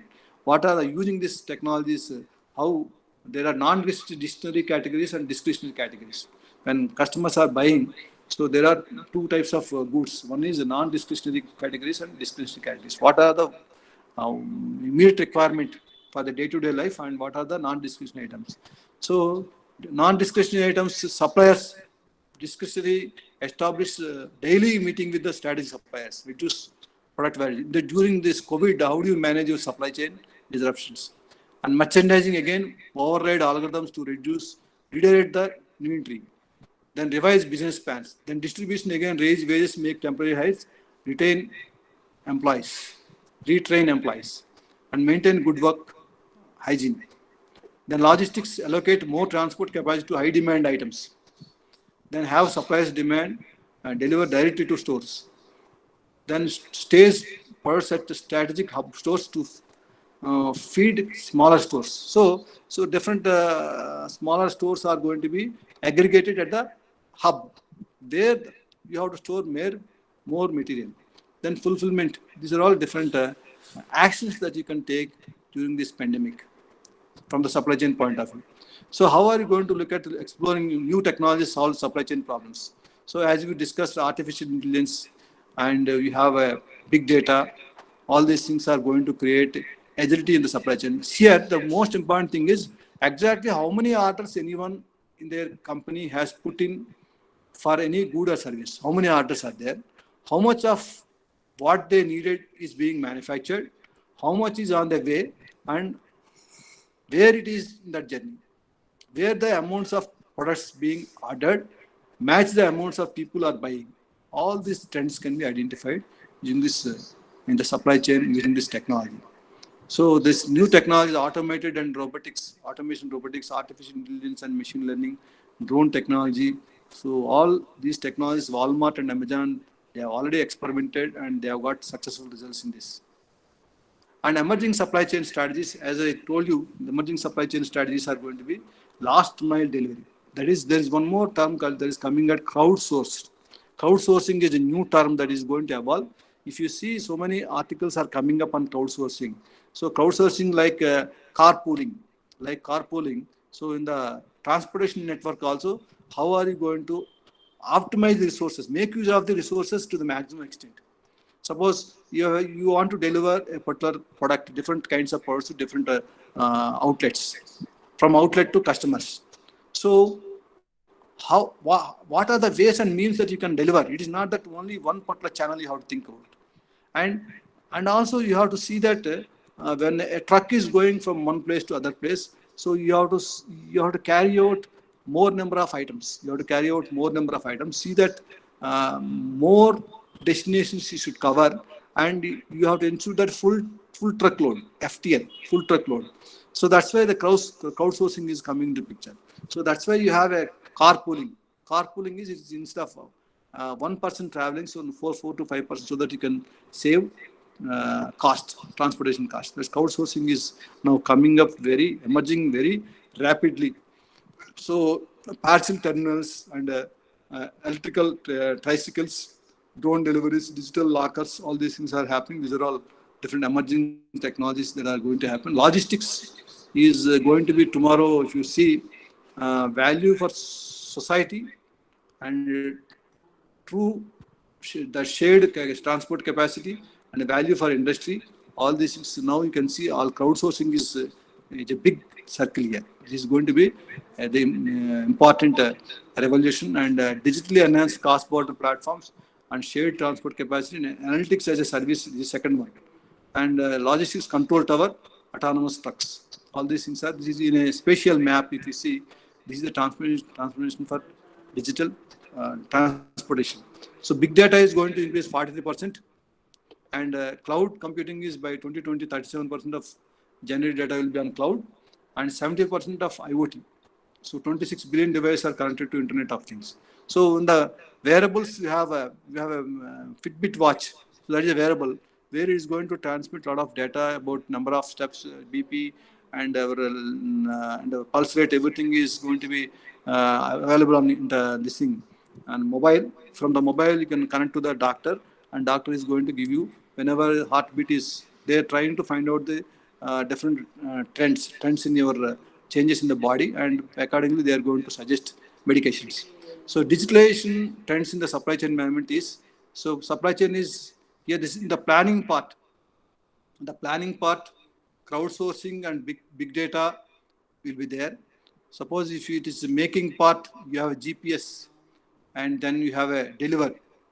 In the finally delivering, and sourcing part, Internet of Things, machine to machine, and data capture technology, then big data, and finally deliver. Then in this, in between source and make, you have a social media, and then cloud architecture, then digital healthcare applications. So like that, you have different flows. So each flow in the supply chain, what are the different types of technologies that are going to come? This is what the visualization of new supply chain, digital supply chain. So digital trends, as I already discussed, now this is very important. Now in future, now so far we have seen only third-party logistics services. So here the logistic role is, first party is fully, everything is done by the company. Second party is semi-fully, and third party is outsourcing the transportation. So he is going to be served their customers with own or inbuilt resources as a contract logistics. 3PL is being outsourced to companies for partial or all supply chain management functions. So integrated logistic providers. So now the 4PL is now coming. Now the 4PL is you have a Container Corporation of India, which is the rail and freight transport, and then you have a AFL Logistics, then you have future systems, and then you have different most of the big third party logistic providers are now party logistic providers. Here, these fourth party logistic providers are going to have subcontracting to their technologies. 4PL is dealing with high level logistics, IT consulting. The technology is going to be outsourced by the third party provider, that is called fourth party. So in future, it is going to come fifth party, 5PL, negotiator for greater and bulky volume airlines and shipping companies. So high level logistics and IT consultant.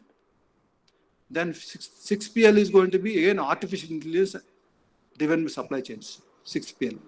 Then if you see 7PL is going to be outsourced only to one, an autonomous competitor created to test alternative supply chain strategies. Then 8PL is going to be super committee created to analyze competitors' results. 9PL is crowdsourced. This crowdsourcing is going to be, some of the logistics companies are now adopting this last mile delivery and crowdsourcing strategies. Then 10PL, of course, up to 10PL only we have in the literature. So where supply chain becomes self-aware and runs by itself. No ownership at all. That is what 10PL. So these are the different trends that are going to come here. The 1PL is cargo owner, and 2PL is going to be carrier. You are going to employ a carrier for transportation. Then 3PL is logistics service provider you are going to employ. That is freight forwarder. Then 3PL plus supply chain logistic provider is 4PL. That is, they are going to take care of the technology. Integrated IT integration is going to happen. Then 5PL is contracted consultants. Contracted consultant, that means it is going to be plan, organize and implement logistics and IT solutions. Team up to obtain best market rate. That means it is related to market conditions, 5PL. So now coming to elastic logistics, there is one more concept coming up, that is elastic logistics. So have you heard about elastic logistics? Here this is changing demand and fluctuations in orders are being handled by 3PL companies by making their operations much elastic for planning the capacity according to the requirement. That means elastic means flexibility in the supply chain. So flexible in supply chain is called elastic logistics. Then coming to the changes, the organizations with the complex supply chains like manufacturing and retail, they are going to face a number of challenges. How can they ensure reliable replenishment? How much inventory needs to be stocked? Where? How can supplier networks be expanded and best utilized? What about local sourcing? And what impact is the crisis having on demand? What about pricing? These are all the very tough questions. The supply chain support decisions, supply chain system has to meet the challenges. The future supply chain is going to be a digital supply chain, and it is a industry 4.0 enabled supply chain. And then this digital supply chain is a new media term which encompasses the process of delivery of digital media, as it music or video or by electronic means, from the point of origin, content provider to destination consumer. Example like books and music and film. OTT, we are getting film OTT. Now, people are not visiting theaters now. Through OTT, you will be getting to satellite link and then directly you can view on your movies. Movies are going to be released on OTT platform. So digital transformation in transportation is a process of achieving smart mobility via intelligent system propelled by information and communication technology. Examples of the GPS, all the barcodes, tracking, all these things as we already discussed. Smart supply chain is a future supply chain. Smart supply chain is a future supply chain, and it is driven by data. It is driven by data. It is going to predict bottleneck arising from an abnormal weather event. So you are going to build some disaster planning. So smart supply chain system can identify what are the disasters that are going to happen. Accordingly, it is going to provide solution. So supply chain 4.0 is a future supply chain. So application of all the technologies. And then if you see here, this is the factory. This is the factory. And from this factory, it is always know exact location and condition of each shipment. This is autonomous guided vehicles. So autonomous guided vehicle, automatic vehicles is going to, so this autonomous truck is going to deliver to the warehouse. So in the warehouse, drones can stock and support dynamic pricing. And finally, it's predicting shipping when to based on the customer orders. So again, it is connected to automate configuration network and drone delivery. Again, it is good. Drone delivery is going to happen to the customers. And if at all, orders for arrival tomorrow 3 to 3:30 p.m. gets 5% discount. That information is going to be displayed to the customer. Customer can avail. Customer can and reroute shipment via mobile phone. So all these things are going to be overarching this data. So in the background, the data is going to be integrated with mobile and forecasting. Then you have a performance, whether the end-to-end performance management is happening. All these things are going to be monitored. Very transparent supply chain 4.0 that is going to be seeing. So the imperative for new supply chain visibility is very important, and digital networks. It is not that digital supply chain networks, and end-to-end visibility, collaboration, agility, and optimization. These are all future supply chain trends. And also one more thing, that is leveraging advanced technology such as Internet of Things, artificial intelligence, robotics, 5G. Now it is 4G, 5G. 5G comes, it is going to be very fast. It's going to be very fast, and you can see whether it is a black swan event like COVID-19, trade war, act of war, terrorism, but these digital supply chains are going to really develop expect the unexpected, responding to immediate challenge. So COVID-19 may be a catalyst for companies. Now they are going to develop new technologies and identifying their weakness points, and accordingly they are going to develop capabilities and take short-term actions and to cope up with the changes. Preparing your supply chain in the crisis, create contingency plans, mitigate supplier shock, mitigate demand volatility, demand shocks, make workers safe, make work safe, and make workers safe, disaster preparedness. This is very important. Now, if you see, preparing your supply chain in times of crisis, again, key consideration of suppliers is communication. Suppliers is very important. Contacts with customers, business interruption insurance, then security and other protections. Key consideration for customers are communication with suppliers, then contact with suppliers, then termination rights. So preparing your supply chain in times of crisis is to adopt right technologies, provide inventory visibility across the distribution, and then offer major benefits, flexibility, transparency to serve customers in the best possible way. So the coronavirus enabled supply chain response checklist.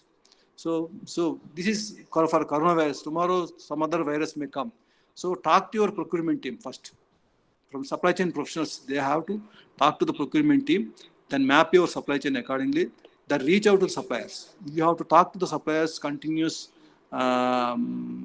review, continuous collaboration, continuous monitoring should be there, and supply chain risk management is one important. So this department is going to look at the entire the seamless flow of your supply chain and see that wherever a problem is there, it is going to identify very fastly. The way for the future is improvement areas, end-to-end stock visibility, complex supplier monitoring, analytics and artificial intelligence, and process automation. Then if you see, in the time of crisis, trust is very important. So in the supply chain, trust, if you see many articles and trust, very beautifully written, and it creates a lot of interest for the researchers. Trust is equal to transparency plus relationship plus experience. So trust is going to start with the transparency. Then trust is also a function of relationship and knowing each other among you and your employees, your customers, and your ecosystem. Trust depends on the experience. Do you really do what you say? This is what in the times of growing uncertainty, trust is going to be very important. Then opportunities, of course, these are the different opportunities available for supply chain professionals, different sectors, logistics and supply chain management careers, and then what are the companies who are going to give different kinds of prospective employers. Then what are leaders saying? What are leaders saying based on the supply chain, this COVID-19 pandemic environment? So the cost containment, customer intimacy, visibility, globalization, risk management. These are the 5 strategies very, very crucial to face supply chain challenges. The complexity challenge is increase customer and customer locations. Increase in customer and customer locations, increase in product variety offered, high fluctuation in customer orders. Sometimes only one You may be having stock many units, but only one will be ordered on a particular day. So high fluctuations will be there, and increase in strategic suppliers, and increase in manufacturing facilities, and increase in inventory. These are all complex challenges supply chains are facing.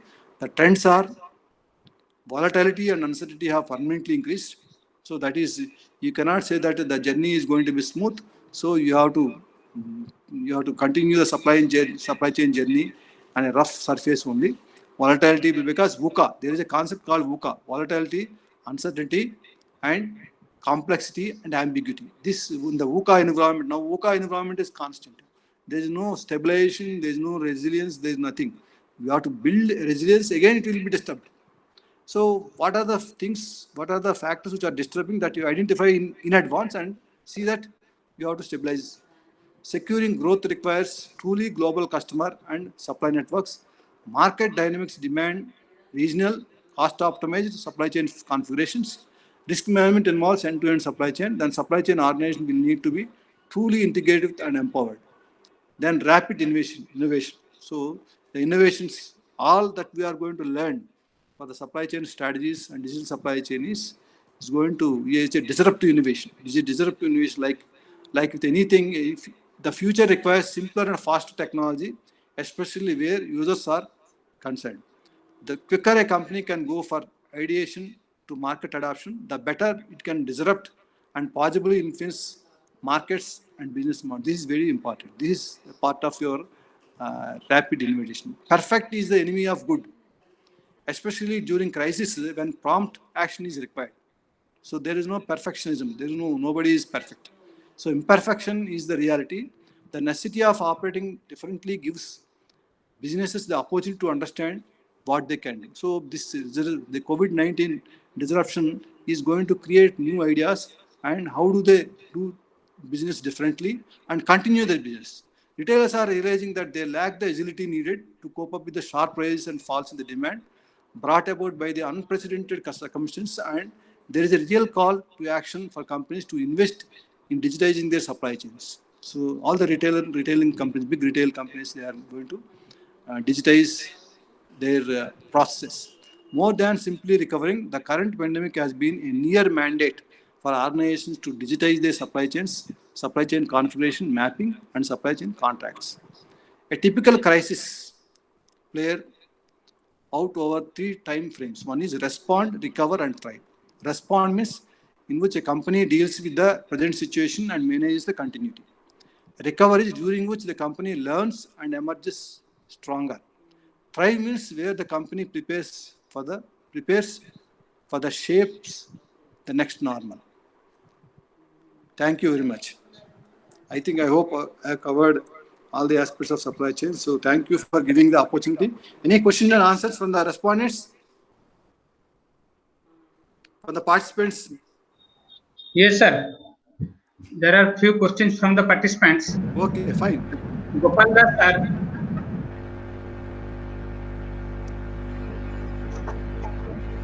Hello. Is it audible, sir?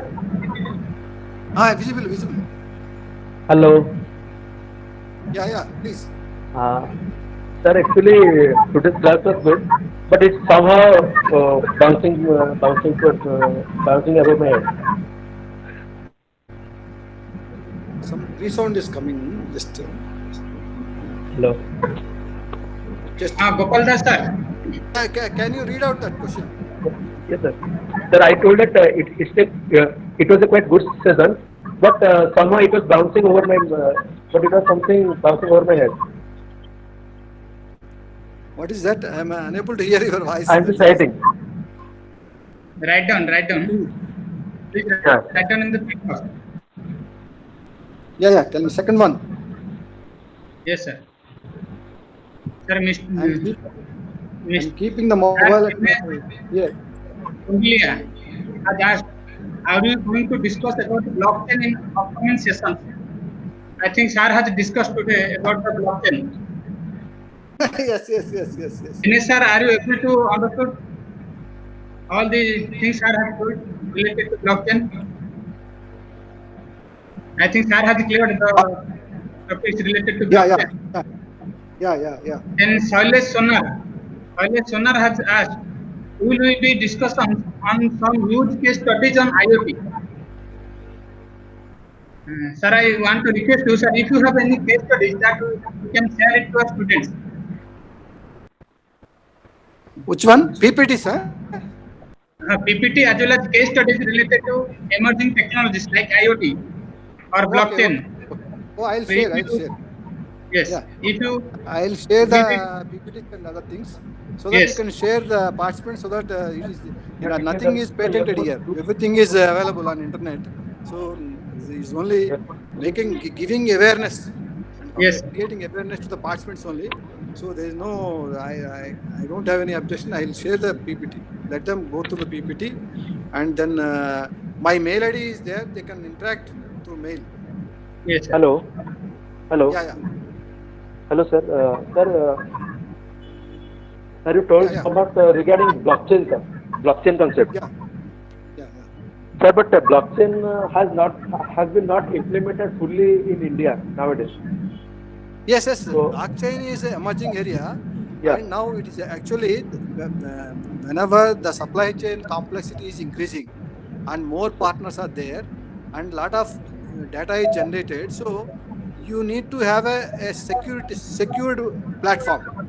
So the current secured platforms are having a lot of leakages. So in order to have a false proofness, to create false proofness and highly secured transactions, highly secured business contracts. So if you have a blockchain, the frauds, you can detect the frauds. Yeah, sir, because nowadays blockchain is fully used in cryptocurrency. Cryptocurrency. Bitcoin is the example of blockchain. But it is very But it is very complicated. The process is very complicated. So blockchain is not that only used for cryptocurrency, but it is a secure transactions. That's very important. Secure transactions are going to happen in most of the events. If you see blockchain technology partially implemented by Amazon, Walmart. They implemented not fully, but they are trying to see wherever it is possible. Suppose supply contracts. So supply contracts information is very critical because competitors are going to take advantage. So these transactions, what happens is the information that is visible to only the required people, not all the people. That means you are blocking. Is it fine? Yeah, Gopaldas sir, your voice is mute. Please unmute it. Hello. Yes, now sir. Yes, sir. No, sir. Sir, one question, sir. One more question, sir. Is there any company in supply chain management who have used blockchain till now or in the process? So as I told you, that's Walmart and Amazon, they are implementing. Oh, sorry, Walmart and Amazon. Okay, sir. Okay. Walmart and Amazon, they are implementing and not fully. Okay. Walmart and Amazon. Okay, sir. Yes, any more questions? No, sir. No. Hello? Yes, madam. Yes, sir. In this in supply chain, there is one ICT dispersion. What is ICT dispersion? What is it? ICT dispersion. This in supply chain में technological method. ICP dispersion, huh? ICT dispersion, sir. So where do you come across this? I have not heard this term, ICP. ICT. ICT. You are telling it ICT, information communication technology. Okay. So here this you mean to say that ICT information and communication technology is going to enable to implement the digital technologies. Okay. So that means information. In ICT, information communication technologies, you have to implement the system. But in digital technologies, when you are having cloud kind of environment, some of the systems you need not implement it, you need not develop. You can outsource it, or you can directly take the license. Okay, okay, sir. Thank you, So, sir. yeah, so that's why the digital supply chain is going to reduce the burden on ICT information. And so the companies may be having IT department. Now IT department is going to become lean. Hmm. IT department need not invest in machines, invest in softwares, invest in so many components. So it's just only if you digitize it automatically, it is going to take care. Okay, sir. Yeah, yeah. Next. I hope you have, I think I have given you an overview of, since it is an introduction session, so I think I want to make you more interesting about this supply chain topic, supply chain area, and you will be more fascinated about all the lectures that are going to come in next for 13 days, and definitely you will enjoy because supply chain is a ocean, and then there are so many things are going to be there. So many areas are there, and at least if you are aware, because if you are not aware, you are missing so many things. So I think you may not be having a time to read out textbooks and all these things. So as a researcher, you have to study, you have to go through the concepts, you have to read out the case studies and understand. And but what happens is, unless you come to know the digital technologies and their transformations and the strategic level, what is happening at the operational level, what is happening on these things, all the knowledge you can get faster to this kind of programs only, certificate programs only, because you may be spending a lot of time to get this knowledge. You are going to save the time by attending this program. That's that much I guarantee you. Thank you, sir. So thank you for your deliberation and presenting the slides and informing our participants about the emerging trends that is happening in the supply chain management. Yes, and yes. I am sure that all the participants, I think 50% or more than 50% participants are from industry. Oh, so very good. they are all industry practitioners. More than 50% participants are from industry. So they will definitely take a lot of insights from the applications of supply chain management in the industry. And I request her to share the slides and also give certain case Yeah, studies. yeah. Just So now, that, in 5 minutes, I'll send you the yes, yes, PPT's copy to you. yes. So that I you will can distribute it to across all the the participants. and they will go through it, and Yeah, they will also take benefit from our coming sessions. So thank you yeah. again, sir, for your nice deliberation. I also thank all the participants for your patience and learning from the presentations. Hope tomorrow also we'll meet again. Thank you.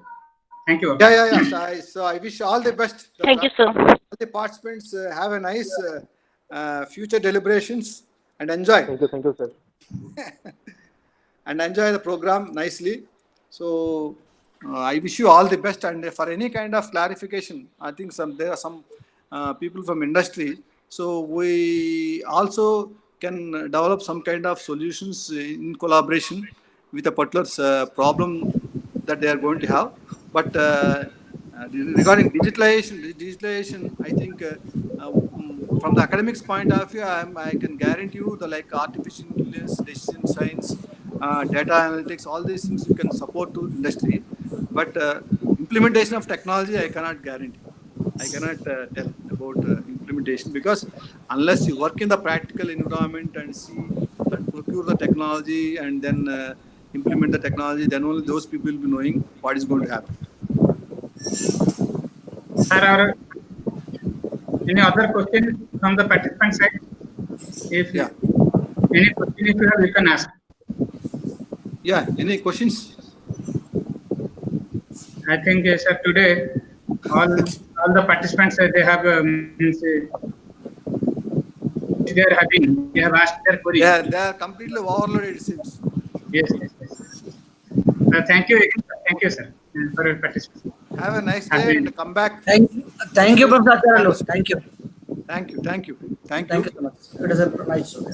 So thank you all, and then we'll shortly meeting in some other platforms. And Yes. do keep in touch with me. My mail ID is there. Yes, sir. For any kind of suggestion, any kind of case studies, and any kind of solutions that you want, so I'll be happy to extend my help anytime. Thank you. Yes. You. Right. Welcome. Thank you for Pratap and your management Yes. and your committee, your Vice Chancellor. Convey my regards to your Vice Chancellor and for giving an opportunity to share my knowledge on this the first day inaugural session of the certificate program in logistics and supply chain management. And thank you very much. Thanks one and all. Good luck. Thank you, sir. Same to you, sir. Thank you. Thank you. Right.